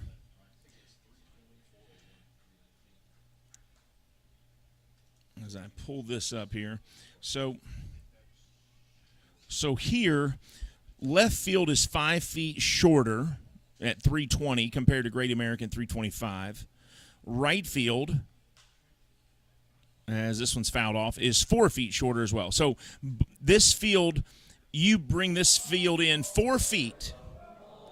So if you're Great American Ballpark, it is simply a distance of 1 yard and 1 foot. So basically 3 steps difference. So if you go to Great American, you walk in basically 3 full steps, and you've got the field here. And Chase Valleau works the count this time and draws the walk, so he's on base for the first time this afternoon. Official time is 4:56, 5 p.m. almost here at Wild Health Field. That rain delay was a total of 1 hour and 4 minutes, and then we just had another 10-minute injury time, which was about 7 minutes there as Dustin Woodcock and Alejandro De Aza collided on a hit by Miller. Anderson Miller, who got a triple. Now runners at first and third. This pitch gets away from the catcher, and Miller's going to score, and there's going to be no tag as the throw by Castro hits Miller on his right shoulder, but he scores the run. As you watch the replay here, Miller going, Castro's throw hits Miller, not very hard, but he still hit him. So now runner at second base. As Valleau goes to second base, Miller scores the run, and the Genomes extend their lead to 6-2 with 2 outs in the bottom of the 5th, and now a runner at second. 1 ball, no strikes to Gavin Johns. Wait a minute, is that Gavin Johns there? All right, he's wearing number 4, and that's not the number I had for him when the game started. Let me double check here. This one fouled out of play.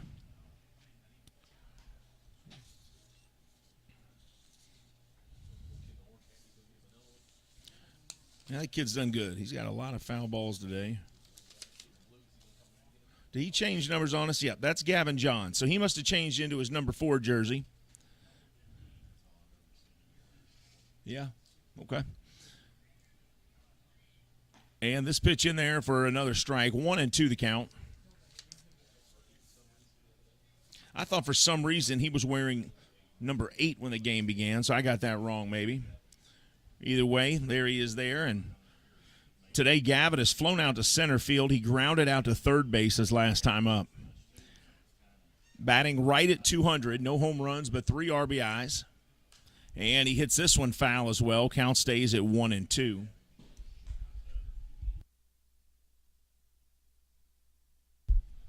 This is the inaugural season for the Wild Health Genomes.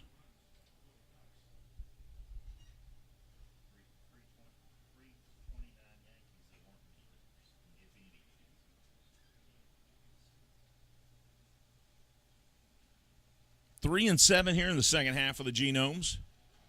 This one, strike 3 called on the outside corner, and that'll end the inning. We're headed to the 6th. The Genomes get 2 runs here on 2 hits, and they lead 6-2. We'll be back with more Genomes baseball right after this.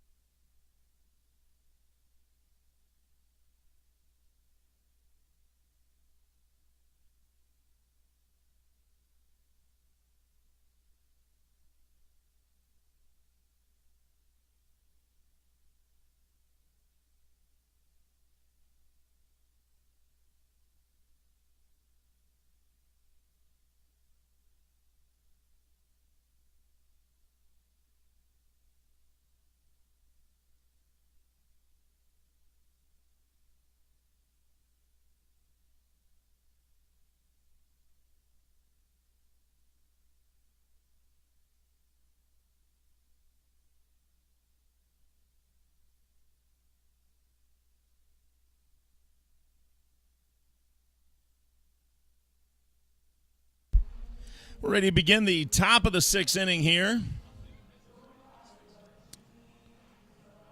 Robbie Ross Jr. on the mound. And here's Lou Ford coming back up.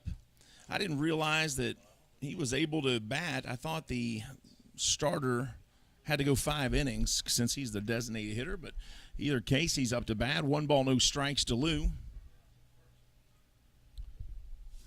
Robbie Ross Jr., the former Boston Red Sox pitcher. This one in there for strike, 1-1. Ross hits 90 miles on the gun on that one, 90 miles per hour. 1-1 to Lou Ford, the DH. 0-2, excuse me. First strike.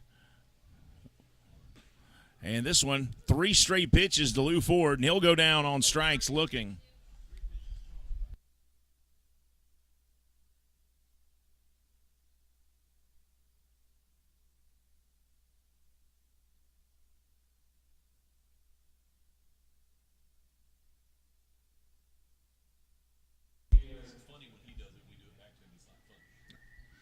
Alejandro De Aza.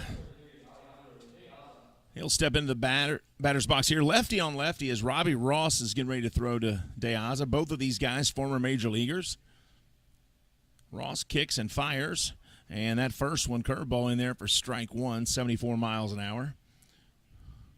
During that rain delay, Robbie Ross there down on the field throwing baseball with one of the young fans out there, spending his rain delay time not hiding away in the clubhouse. He decided to come down here and throw some ball with this young man out here.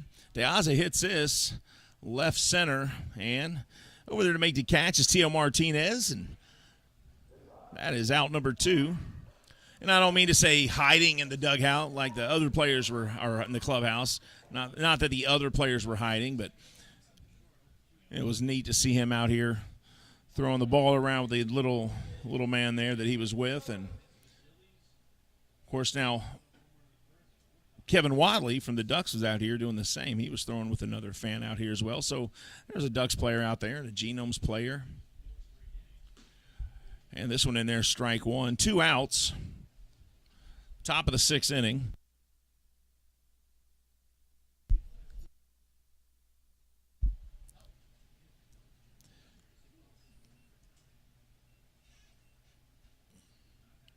Here's the 0-1.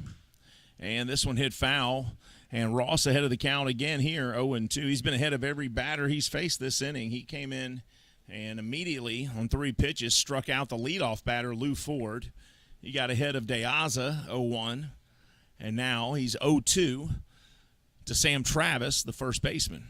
Travis batting right at 300 at 296, just a hair under 3, 8 home runs, 56 RBIs. And he chops this one foul. And again, the count stays 0-2.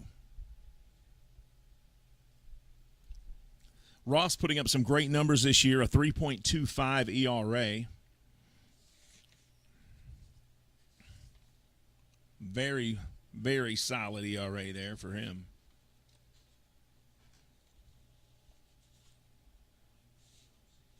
Here's the 0-2, kicks, fires, and, ooh, just upstairs, misses. 1 ball, 2 strikes.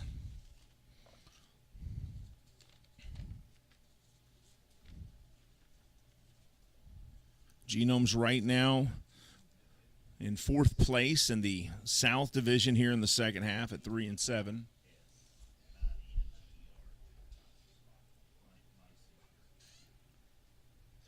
And this one's swing and a miss, but he does get the foul tip there.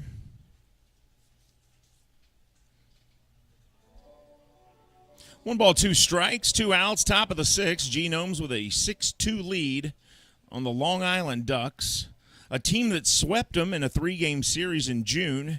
And here we are not even a month later, and the Genomes on the verge of a sweep here as they've won the first 2 games. This one chopped foul, and they're on the verge of winning this game if they can hold on to a 6-2 lead on the Long Island Ducks.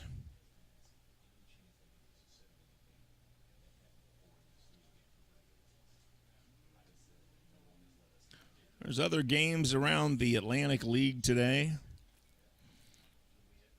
The Lancaster Barnstormers beat the Dirty Birds 6-5 in Lancaster. This one fouled back. And that's the 3rd foul in a row here from Sam Travis. He's 0-2 today. He's 0 for 2, I should say. He's 0 for 2. After this series completes today, the Genomes hit the road. They're at Staten Island for a 3-game series, then to Charleston before they come back to Lexington. And this curveball looks like misses the outside corner. 2 balls, 2 strikes now to Travis.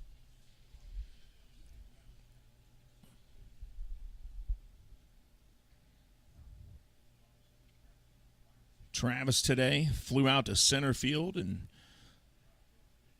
the first inning, and then he grounded out. Second time he was up to the shortstop.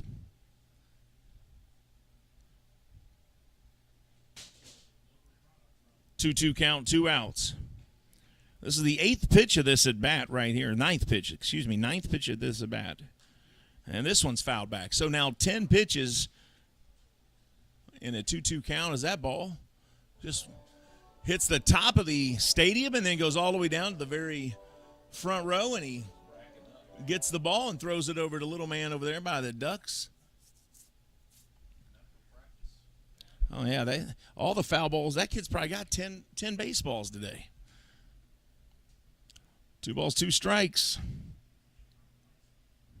Here's the 10th pitch of this at bat. And just missing high again. 3 balls, 2 strikes. Ross loves that spot. He's trying to get Travis to swing at that pitch upstairs to go after that high fastball. Travis not doing it. That pitch was in there at 92 miles an hour. A lot of times those guys that hit home runs like that pitch. Travis was in the same organization as Robbie Ross for a while. He was a Boston Red Sox player. He was taking the 2nd round of the 2014 draft. Travis played college ball at Indiana. He was an Indiana Hoosier. He did get a World Series ring in 2018 when he was with the Boston Red Sox.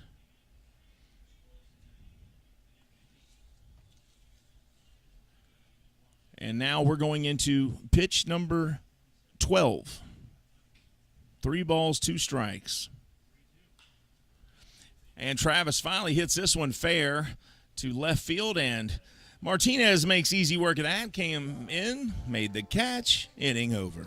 We're headed to the bottom of the 6th. Genomes 6, Ducks 2. We'll be back with Genomes baseball right after this.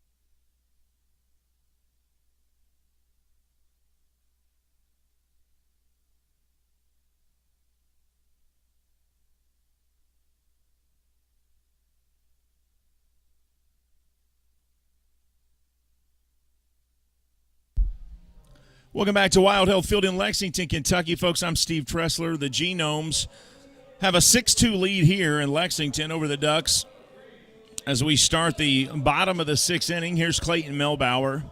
Genomes, 6 runs, 7 hits, no errors so far. The Ducks, 2 runs, 3 hits, no errors. And here's Clayton Melbauer. And Melbauer hits this one deep right field, going back to the wall. Goodbye. Home run number 2 for Clayton Melbauer.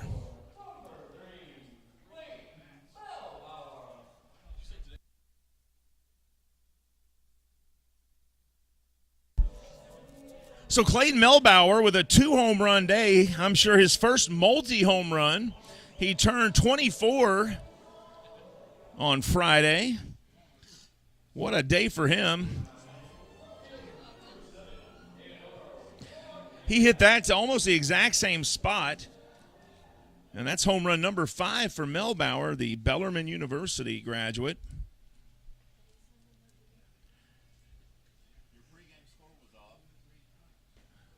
And this pitch here outside, 1 ball, no strikes to Martinez.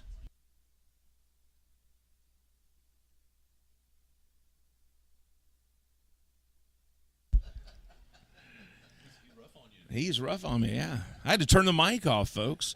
Genomes lead 7-2 here. I think I picked a 6-1 Genomes win today. And Hugh Davis just reminded me that I was wrong, as is not hard to do. My wife can attest to that. And the game's not over. They could lose a run. You never know. It's 7-2, but they could minus a run here somehow. This ball grounded to first. It gets away from Travis and into right field. And Tio Martinez reaches on the error by the first baseman, Sam Travis. Mazzilli goes into the outfield. Actually, Watley now, who's at second, goes into the outfield to field it, but not before Martinez reaches safely at first base.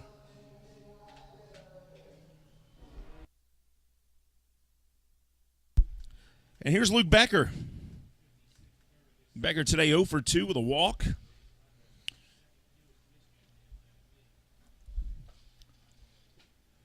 Ryan Meisinger on the mound, 4.15 ERA. First pitch inside and low to Becker, ball 1. So 1 on, nobody out here. Bottom of the 6th for the Genomes. Becker grounded out to the pitcher's first time up. Then he walked and struck out swinging last time. Swing and miss here. 1 ball, 1 strike. Becker batting .289 on the year, 12 home runs. A team lead there. 46 RBIs, also leading the team in RBIs. 863 OPS for Becker. Very strong numbers there. They throw over to first. Martinez gets back in plenty of time.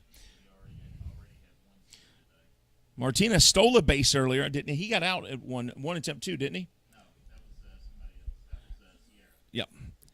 Martinez did steal a base in the 3rd inning, so they are aware of him there. This one grounded over to first. Travis, another error by Travis as he overthrows the shortstop. And now the runner, Martinez, makes it to third, and Becker's safe at first. Sam Travis struggling out of the rain delay here. As you watch the replay, this throw just way over the head of Vladimir Frias, and it goes into left field. Martinez safe at third. Becker safe at first. And still nobody out. So runners on first and third, nobody out. Chris Shaw coming up. And this one in there, ball 1, just misses the outside corner. Shaw struck out looking. He grounded out, and then he was hit by a pitch in between those bats. 272 average. Runner goes. Shaw hits this one. Right field. Now the center fielder comes over, makes the catch, and throws it in, but Martinez will tag up and score the run. So credit Chris Shaw with a sacrifice fly, not a fly ball, center field for the out. So that brings in another run, and the Genomes lead 8-2. So if you're scoring at home, a sacrifice fly for first baseman Shaw.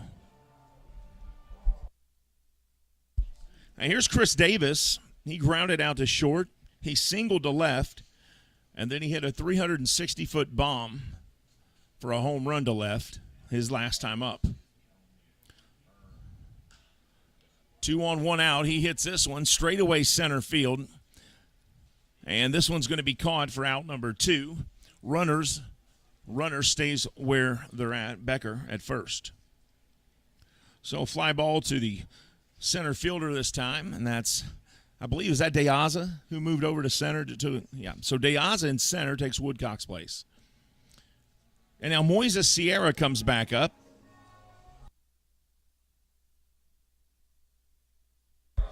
Sierra singled to center. He struck out and grounded out to the shortstop as he steps in. 1 on, 2 outs. And a throw over there to keep Becker on base. Now, Becker tried to steal earlier in the game, was thrown out. What inning was that, Hugh? Was it, what Becker was it? Sierra? Yeah, it was Sierra. Becker with the lead. Castro in position to throw in case he goes. This one, a chopper. Frias grabs it, throws it to Watley, and they get the force out at second. But the Genomes do put 2 more runs on the board. We're headed to the 7th, folks. The Genomes lead it here in Lexington, 8-2. We'll be back with more Genomes baseball on the Genomes Baseball Network.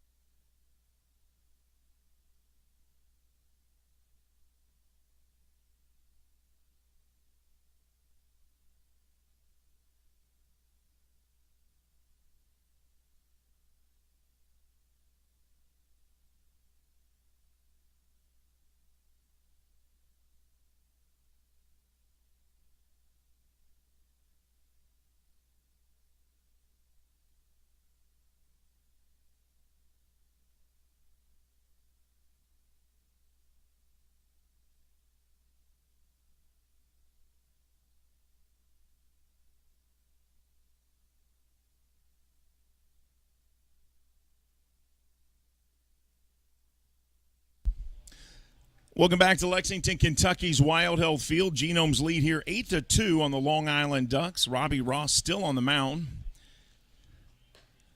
And he'll face Kevin Watley.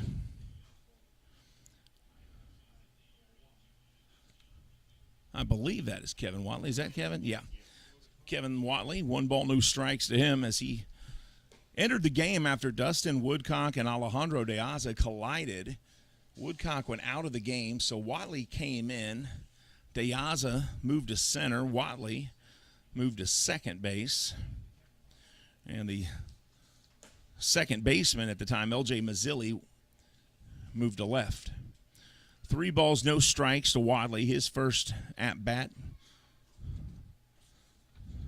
on the afternoon. 3-0. This is his first season with the Ducks. And a 4-pitch walk to Watley, and he'll head on down to first base. Watley began his pro career in 2018 with the Eastside Diamond Hoppers. And Joe DiCarlo, the sometimes first baseman, sometimes catcher, comes back to the plate.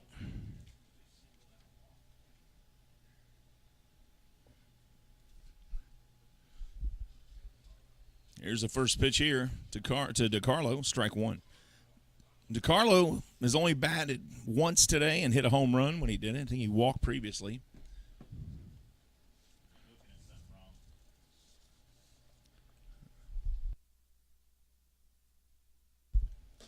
Actually, DiCarlo, I've got struck out twice on our official stats. It says 1 for 1 with a home run there. Wonder what I'm looking at.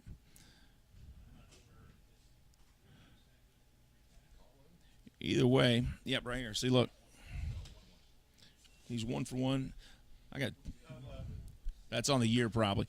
DiCarlo hits this one high into the sky. That's the first time he's actually connected today. He's struck out twice before, it should be. This one missed in those lights, but they do get the force out at second. So 6-4 fielder's choice there as DiCarlo reaches first. Yeah, it's so tough to see that baseball in these lights.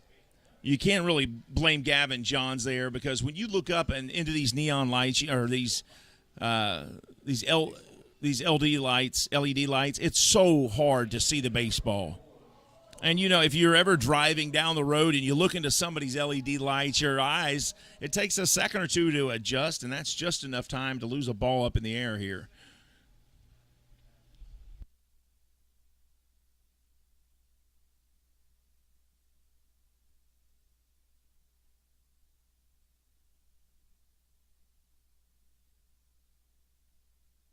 This one fouled out of play here.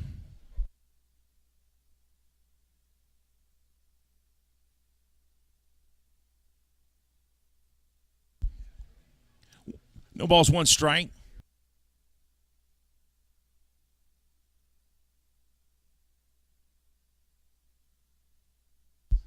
Here's the 0-1, 1 out, top of the 7th. And Castro hits this one deep center field going back. That may not stay in the ballpark. And it does not. Castro sent that ball to the bus parked out back. He wants to take a souvenir from his time here with the Genomes with him, and he does, as that 2-run home run goes over the center field wall about 435 feet off of Robbie Ross, and you can bet he'll tell his former teammate all about it. 2-run home run there for Carlos Castro, and it's an 8-4 game. So that swing of the bat cuts the Genomes lead down by 2 runs.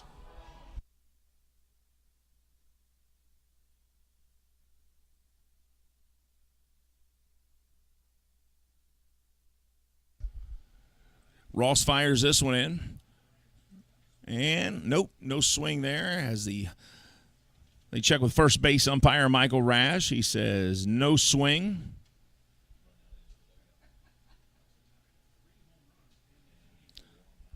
Here's the 1-0. Frias fouls this one off. 1 ball, 1 strike.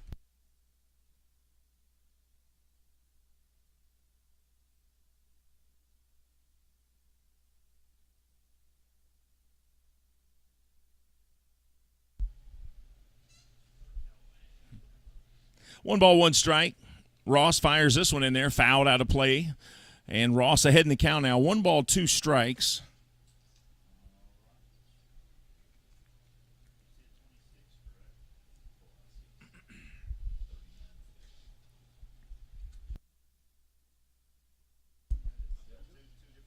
Here's the 1-2.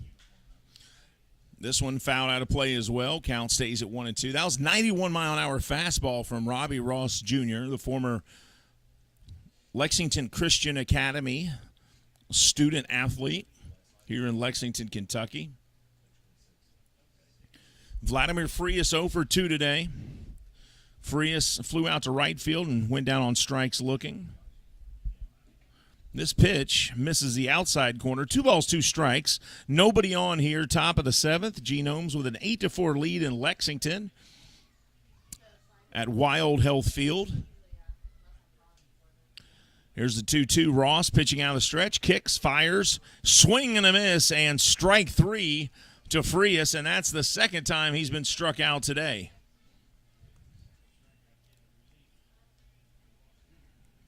So 2 outs, top of the 7th. Johnny Turbo comes up to the plate again, the right fielder who has grounded out to the shortstop and flew out to center field.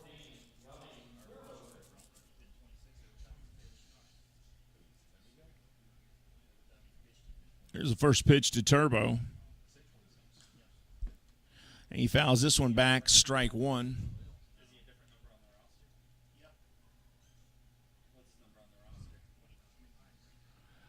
Johnny Turbo, 291 batting average, 4 home runs, 20 RBIs.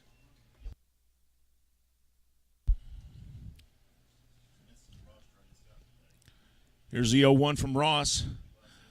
This one up top, 1 ball, 1 strike.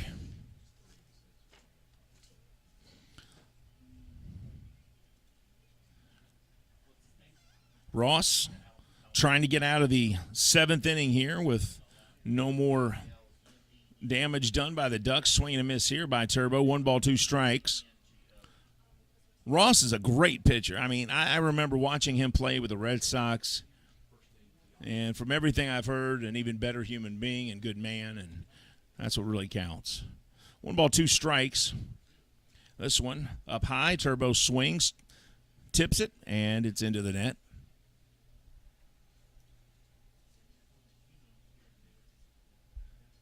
Drew Fagley came up here and joined us in the press box.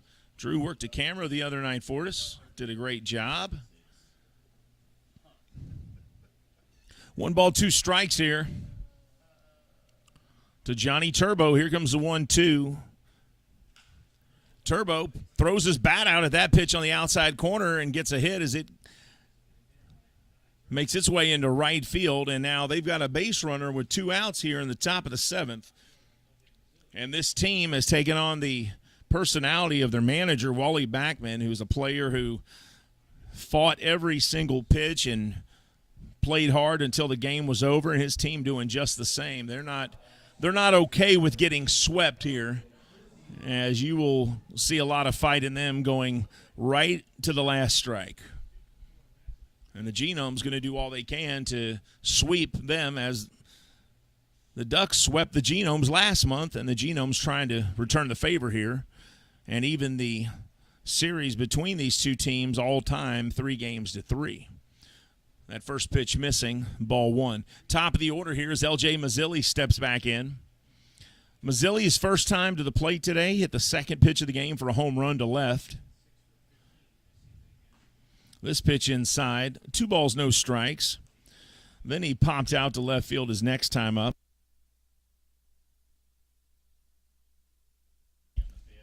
He struck out swinging his last time up, and that was the end of the 5th inning as we came out of that rain delay. 238 batting average. Right before the rain delay, excuse me. 238 average, 7 home runs, 25 RBIs.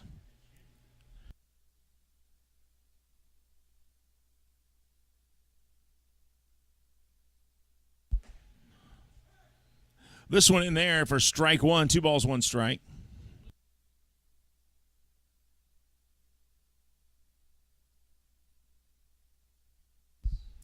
Two balls, 1 strike. That's what I do too. Yep. Here's the 2-1. And that one in there for strike 2. Mazzilli didn't like that. He turned his head out of there and says, nope, I don't think so. 2 balls, 2 strikes. A lot of the fans went ahead and headed home in the middle of that hour and 4-minute rain delay. A few of them have stuck around to watch the conclusion here. This pitch outside. 3 balls, 2 strikes, 2 outs. Attendance today for this titanic struggle between the Genomes and Ducks was 1,000. What was that count today? 1,264 came to witness the Game 3 titanic struggle between the Ducks and Genomes in the Atlantic League South Division. Runner goes on the pitch, and he walks Mazzilli. That's a second walk here in a row, or second walk here in the inning, I should say. Turbo hit a single. Mazzilli walks, so runners at first and second now. And Lou Ford will come back up to the plate. Last time he was up, he struck out on 3 straight pitches from Robbie Ross.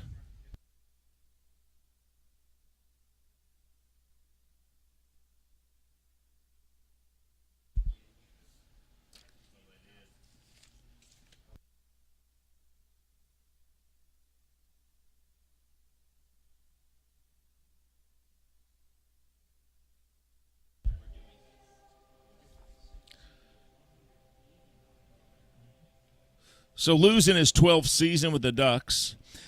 This is his 8th season as a player coach.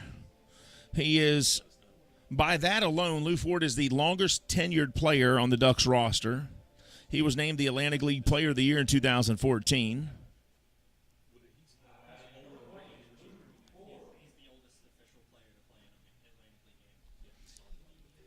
He's the oldest official player to play in a game here in the Atlantic League. Strike 1 to him. So Ross picks up where he left off the last time. So strike 4. Here's the 0-1. Swing and a miss here. No balls, 2 strikes. That was a 90-mile-an-hour fastball, hit the outside corner. So Ross now just a strike from getting out of the 7th inning and heading to the 7th inning stretch here in Lexington. He looks in. He agrees with the sign. He kicks, he fires, and this one chopped to third base, picked up, fired over to first, and that'll end the inning 5-3 as the third baseman, Gavin Johns, throws Lou Ford out. Folks, that's it. We're headed to the 7th inning stretch. Sing it at home with us. Take me out to the ball game. This is Genomes Baseball on the Genomes Baseball Network.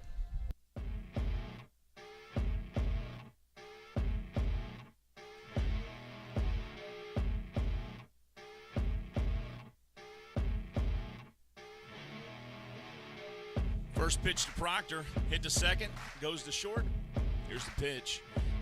He hits this one to short, over to second for the force out, and that ends the inning. But home runs. He'll bat with an 0-2 count here with 2 outs. We'll have a play at the plate as Irvin is going to be tagged out at home. he hits a grounder to second, double play ball. They throw it to second, and he hits this one a ton. Center field going back, and it is out of here. Chris Shaw with a 2-run home run here in the bottom of the first.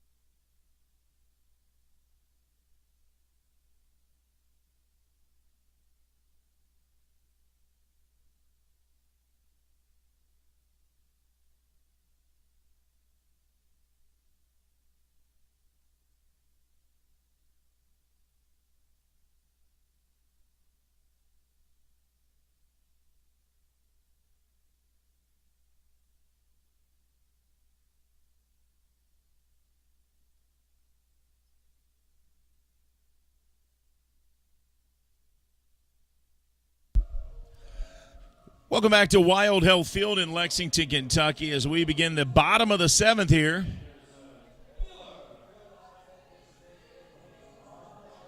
Castro and Miller saying hi to each other.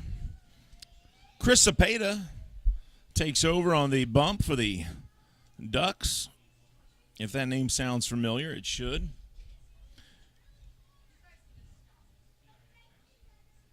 Here's the first pitch to Anderson Miller. And misses the mark. 1 ball, no strikes.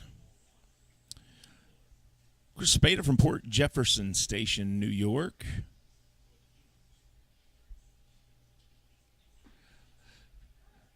Cepeda pitched last time he was here against the Lexington Legends. He played his rookie ball in 2019 with the Evansville Otters in the Frontier League. And this is his second year of pro baseball right here. 1-1. This pitch upstairs, 2 balls, 1 strike. Genomes lead 8-4. They put 4 runs up in the 3rd, 2 in the 6th, 2 in the 5th, 2 in the 6th. And that's how they got their 8. 8 runs, 8 hits, no errors. And this one lined up the middle for Anderson Miller, the center fielder. And that'll be good for Anderson. He's batting .266. That'll put him around .270 now. Back up to where we like to see him. And then 3 home runs, 28 RBIs to go with it. So Miller on base, nobody out here. That's the second time today Anderson's hit a base hit to center field. Chase Veloz steps back in. He has struck out twice today and walked.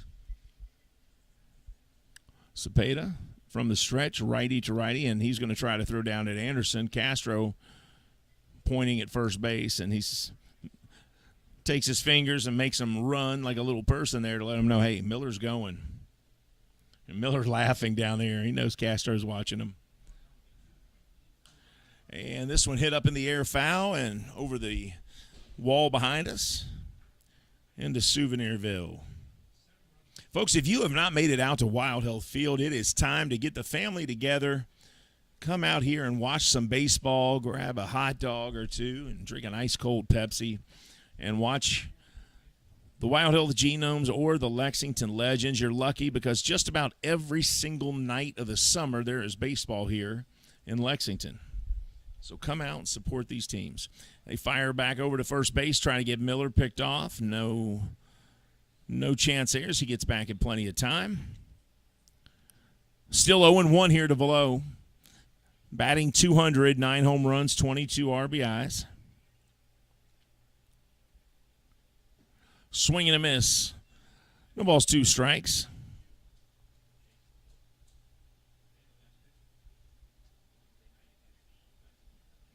He gets back in there, taps, says, I'm ready to go.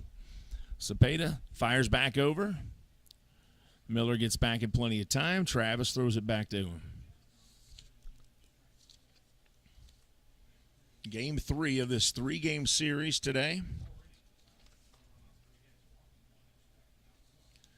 Here's the 0-2 swing and a miss, and Veloz goes down swinging for the 3rd time today. And that'll be out number 1 here in the bottom of the 7th. Gavin Johns coming up. Johns flew out to center field. He grounded out to third base and struck out looking.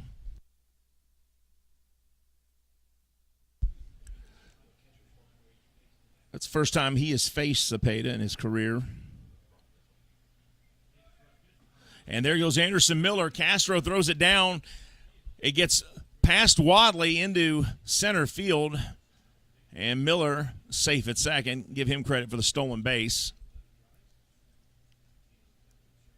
As you watch a replay here, Castro throws in time, just not in the right spot, it looked like, and then Miller gets there just fine. Boy, these guys are tougher than me. I'd hate to slide on that artificial grass. It gives you little rug burns if you've never played on it. I've played on turf before. It gives you some real good rug burns. No balls, 1 strike here to Johns. He hits this one to center field. to right center, going back and making the catch is De Aza. Miller tags up, heads to third, and he'll be safe with 2 outs at third base. So now Miller on third, 2 outs. Johns, give him credit for the sacrifice. Officially, you can't score it that way, but he moved the runner over.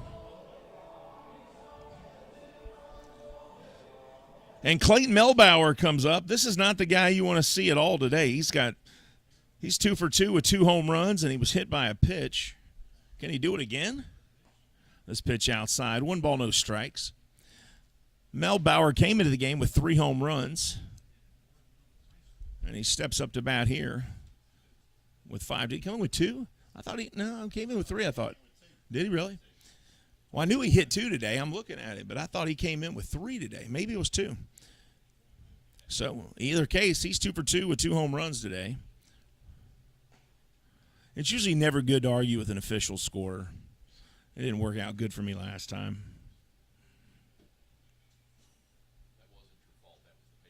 Hugh Davis makes me feel so small. Mentally, my mind just deteriorates when he talks to me. 2 balls, no strikes.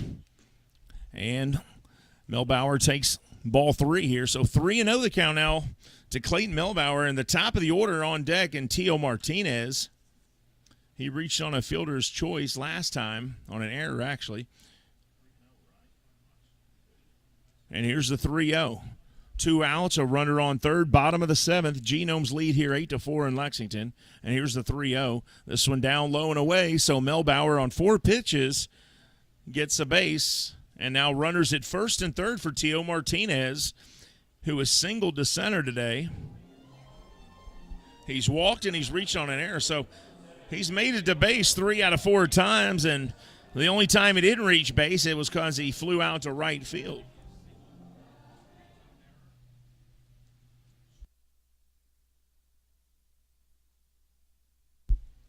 Castro has a quick word with Cepeda out there before Martinez steps in.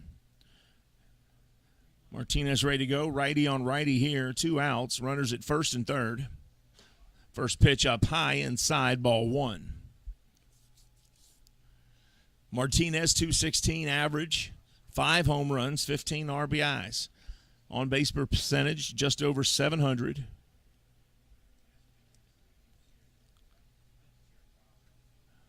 Cepeda looks in, kicks, now fires, and ripped into left field over the head of the third baseman down the line. Melbauer makes the turn, heads to third. They fire to second to get Martinez, and they will get him as he was – the run does – did a run come in? Yep. So the run does count, but Martinez thrown out in plenty of time at second there. But credit Martinez – with the RBI there, as he does get a single thrown out going to second. As you watch the replay here, he rips this. Miller comes in from third base to score, makes it 9-2. Melbauer gets to third. Martinez thrown out at second. And, boy, credit where credit due, Mazzilli with a great throw from left field corner to second base. We're headed to the 8th inning. Genomes lead it here 9-2. We'll be back with Genomes Baseball right here on the Genomes Baseball Network.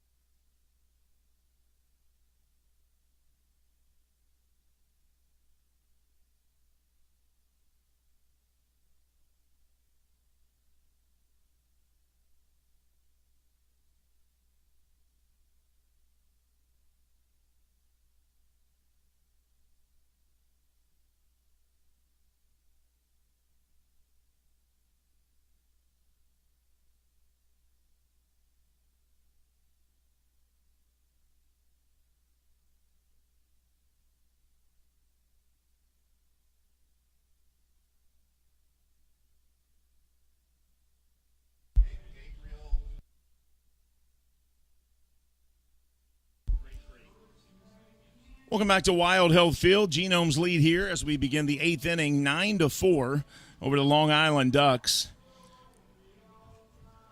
7 innings in the books, 2 to go, with an hour and 4-minute rain delay right in the middle.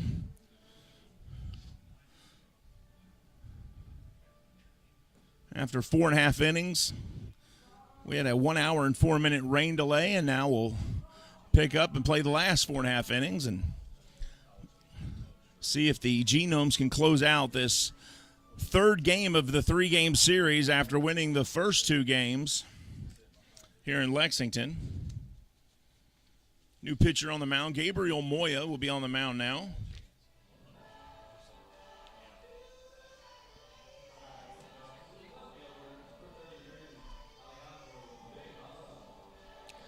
And Alejandro De Aza will lead off the top of the 8th. And he'll step in and face Gabriel Moya. 3-3 on the mound. Gabriel Moya.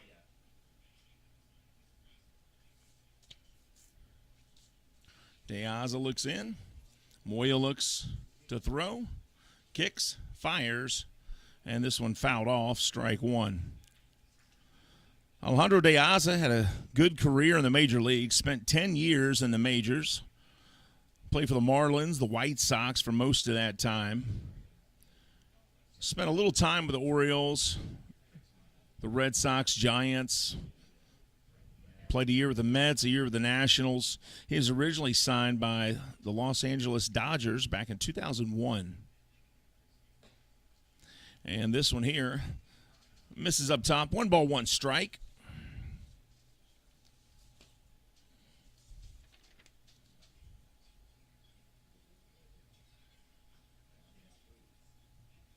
Moya, left-hander, 6 foot, 225. Here's the 1-1 to De Aza. Moya, long pause there. Comes out of the stretch, and foul ball off the, looks like the heel of the bat there from De Aza. He didn't like that. He didn't want that strike. That shouldn't count, but it does. 1 ball, 2 strikes.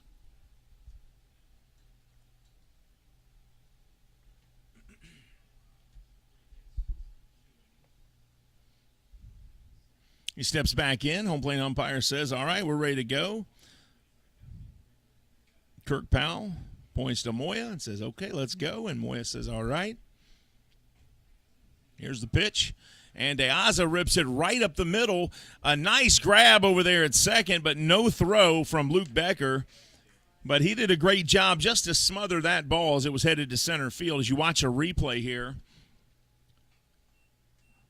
well, and you see Becker makes a sliding grab there. That looks like me going after a Twinkie when one slides down the yard when it's raining. Keith, you know what I'm talking about. You've seen me do it. Drew, have you ever seen me jump after a Twinkie when it's raining? Yeah, that's exactly what it looks like. There's no way I'm letting the dogs get that one. Sam Travis stepping in. 1 on, nobody out, top of the 8th. The Ducks trying to waddle their way back into this game. Travis hits a ball deep center field. Miller backpedaling towards the warning track and makes the catch. And De Aza goes back to first base. That's out number 1 of the 8th inning. And Kevin Wadley will come back up.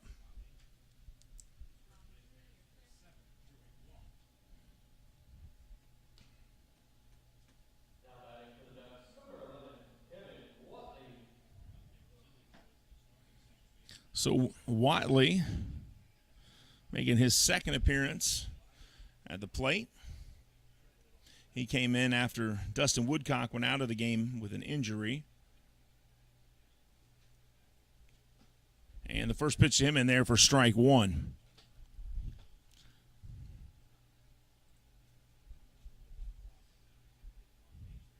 Gabriel Moya getting some work today. Good to see him on the mound. Pitching good. Hard throwing left-hander. He's got a nice movement on his ball there when he throws. Here's the 0-1. Long look at DeAza at first base, and home plate umpire Kirk Powell steps out, says timeout for Watley. York Revolution wins 6-5 over the Staten Island Ferry Hawks. Lancaster, same score for them over the Charleston Dirty Birds and other Atlantic League action. Here's the 0-1, checking first, and again, kicks, fires. This one pops straight up into the air, and looks like the shortstop Melbauer is going back, but he's called off by, looks like the left fielder there, Tio Martinez. And that's out number 2 of the 8th inning. DeAza, as you see there, back at first base. Nowhere to go. And Joe DiCarlo coming back up. Carlos scored a run earlier. He singled, walked.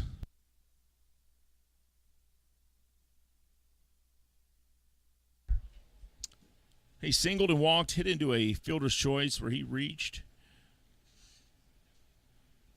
And he's ready to go. Moya looks in. 2 outs, 1 on for the Ducks here, top of the 8th. First pitch outside. Ball 1. Muggy day. The rain has come and went. It's still hot. And now with that rain, the field wet, the sun's cooking it. The heat's coming off the field, moisture with it. If you got allergies like I do, it makes for a heck of an afternoon. Here's the 1-0, swing and a miss by Watley. 1 ball, 1 strike.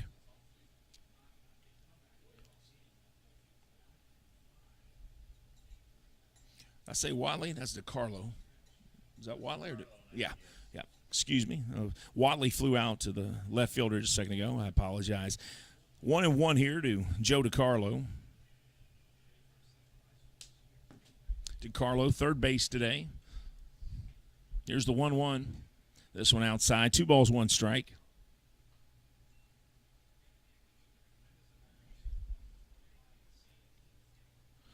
If you have tuned into the game on YouTube Live, we appreciate you guys tuning in, and we hope you're enjoying the game today. Genomes lead here 9-4, trying to get the last game of this 3-game series and take the sweep as Gabriel Moya kicks and fires the 2-1. This one hit hard into left field. It's a base hit, so now runners at first and second. DeAza makes it safely to second, and a 2-out single for the third baseman. So now the old Genome will come back up, Carlos Castro. And with 2 outs here in the 8th inning, Castro, who homered his last time up, hopes to make his former team pay a little more.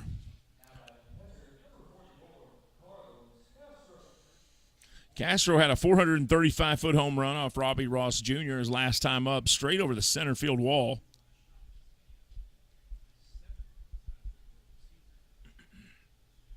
Castro batting over 300, 307, 7 home runs, 35 RBIs. That OPS at 865. Gabriel Moya looks in, lefty on righty here, 2 on, 2 out, top of the 8th. And this one hit by Castro to third, and the force out is it's picked up by third baseman Gavin Johns. He touches the bag, gets the force out, and that ends the inning. We're headed to the bottom of the 8th. The Genomes lead it here in Lexington 9-4. We'll be back with more Genomes baseball right after this.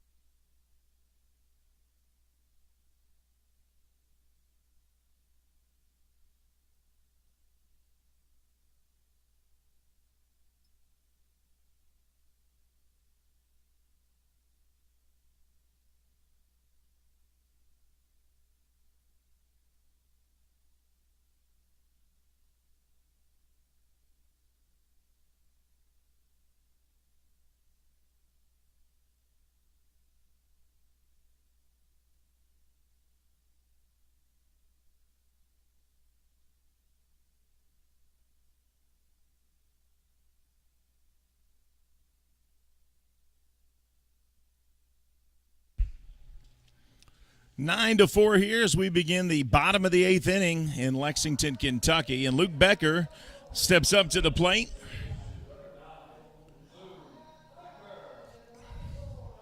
Becker grounded out to the pitcher's first time up. He has walked, struck out.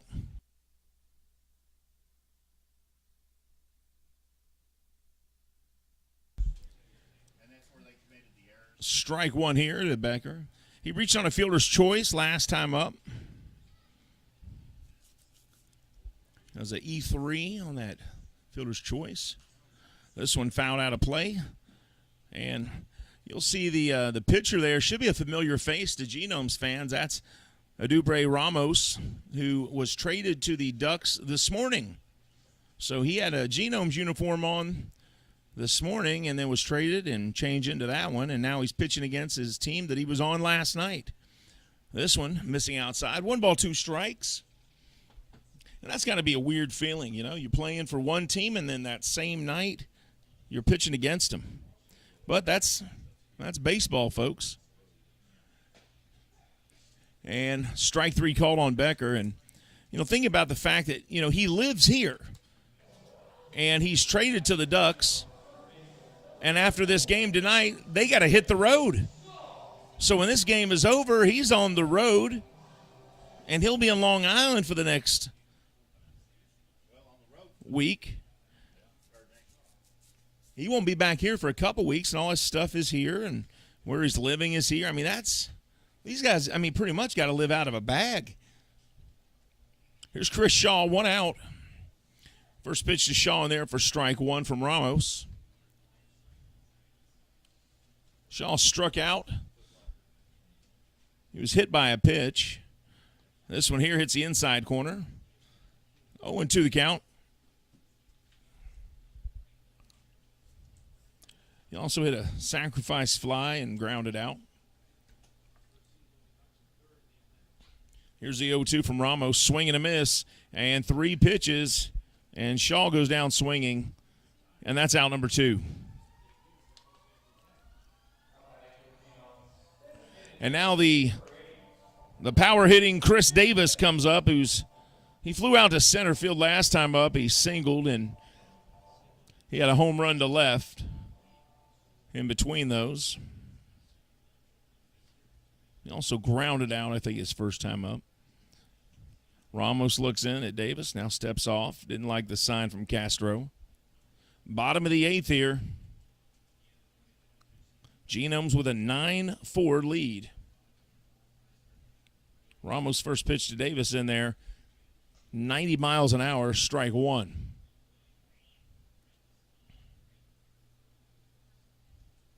The LED lights are on here.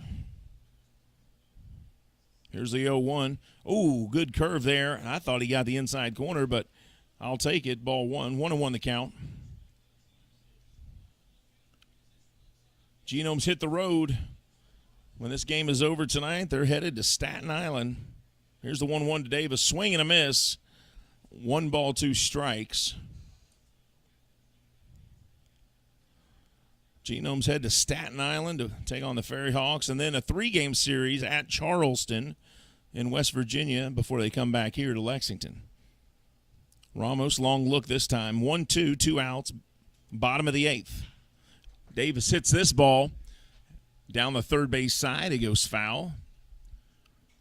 Moises Sierra, as you get a look at him on deck. There's Drew, munching on some chips up there with his foot up, chilling, watching some baseball.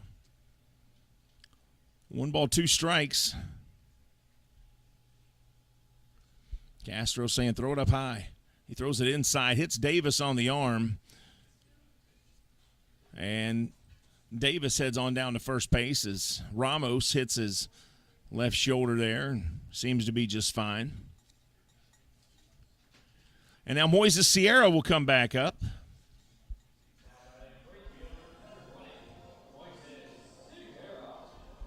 You know, a lot of players have been hit by pitches today. I mean, 3 Genomes players have been hit by a pitch.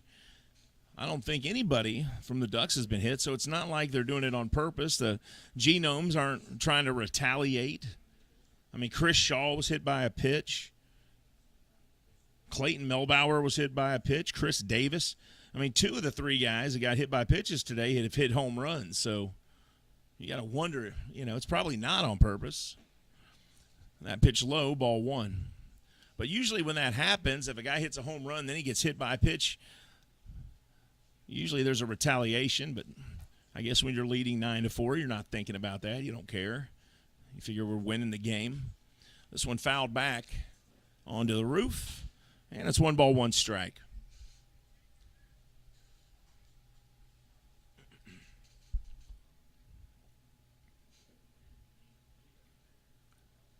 One and one to Sierra. Anderson Miller on deck for the Genomes. 2 outs. Bottom of the 8th in Lexington. Genomes lead 9-4. Here's the 1-1. This one hits the inside corner. 1-2 strikes now to Sierra.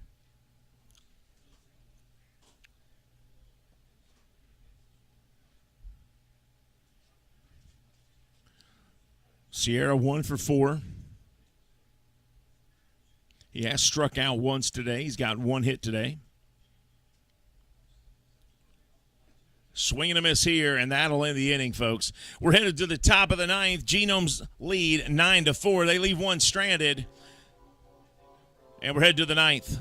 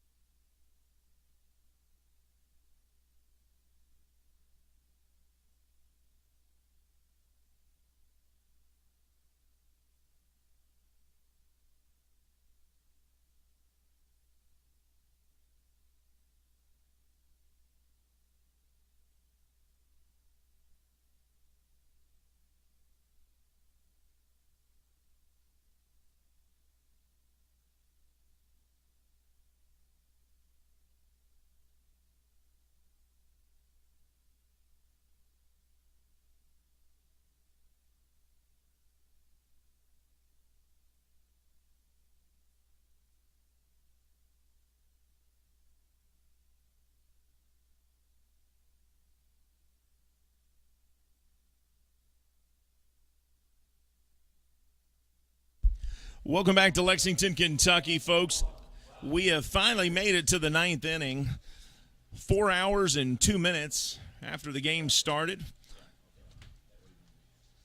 And the 9th inning is here. It took us 4 hours and 2 minutes to get here, but we made it. And here's Vladimir Frias, the shortstop. Ducks with a lot of ground to make up.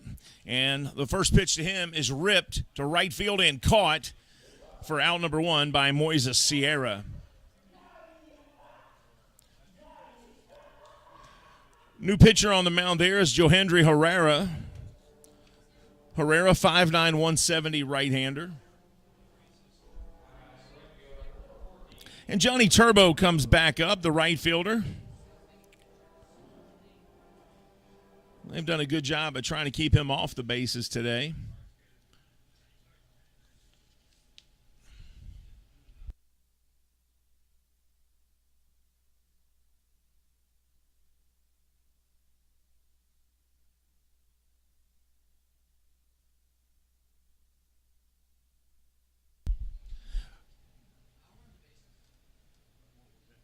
One ball, no strikes. And Turbo hits this one, a chopper to Becker. He grabs it, fires over to first, and they get him, but Turbo just about got there.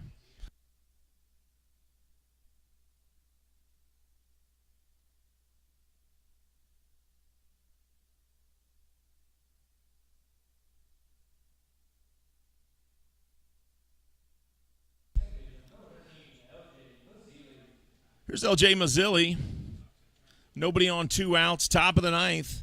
Genomes 1 out away from getting the series sweep over the Long Island Ducks here. They were swept by the Ducks in New York. Now they're trying to return the favor. Strike one from Herrera.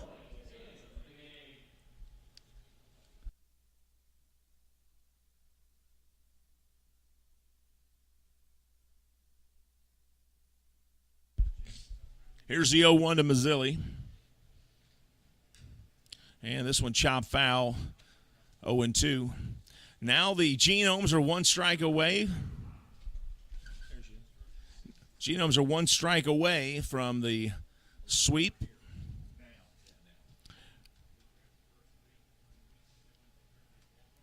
Genomes pitchers today combined for 4 runs, 7 hits so far, 2 errors. 4 runs, 7 hits. This pitch misses. 1 ball, 2 strikes. 5 strikeouts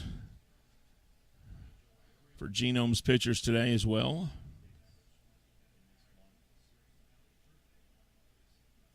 And I think only 1 walk, or a couple there.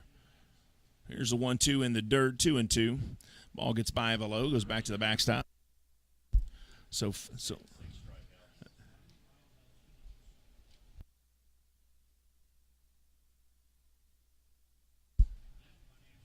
on the day, it looks like total of 6 strikeouts, 3 walks for the Genomes pitching staff. 2 balls, 2 strikes here on L.J. Mazzilli. Herrera trying to get the final strike of the game. If he can do it, the Genomes get the sweep. This one, check swing, misses the outside corner. And the count full, and why wouldn't it be on a day where it's taken us 4 hours and 7 minutes to get to this point? But the payoff is what you're looking for, right? You want to get that W and get the series sweep. Full count. And here comes the payoff pitch. Herrera kicks and fires. This one chopped foul. And the count stays full, 3-2. Batting coach Lou Ford on deck.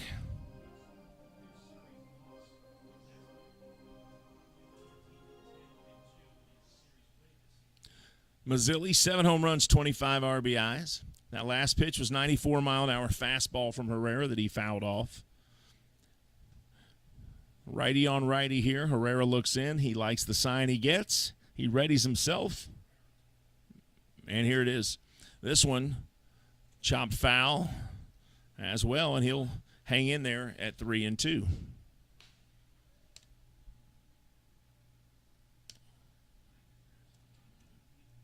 The Ducks are headed home after this game here.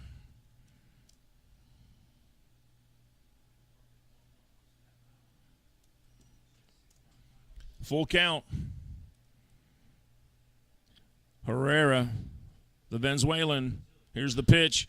This one chopped to third, picked up, fired to first. And the Genomes complete the 3-game sweep over the Long Island Ducks. Herrera gets the save. 4 runs, 7 hits, 2 errors for the Ducks. 9 runs, 10 hits, no errors for the Genomes. Final score here in Lexington, Kentucky from Wild Hill Field. The Kentucky Wild Hill Genomes 9, the Long Island Ducks 4. Thank you to Will Painter, our public address announcer. DJ Picasso was our DJ for the day. Logan Weiler was on the video board. Sam Wallace-Smith was the home plate camera operator. Special thank you to Maddie Robinson on replay and technical team over there with Judith Drake and Adam Marson. Great job by them. The official scorer today was Hugh Davis. Keith Hardiman was our official stringer.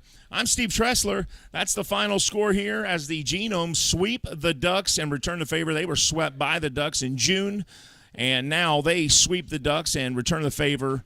And they will head out on their 6-game road trip here as they are on their way to Staten Island as we speak. And the Long Island Ducks are headed back to Long Island. Final score, Genomes 9, Long Island Ducks 4. That's all for this time. Until next time, have a great time, everybody. Have a great week this week, and go Genomes. We'll see you next time. Bye-bye.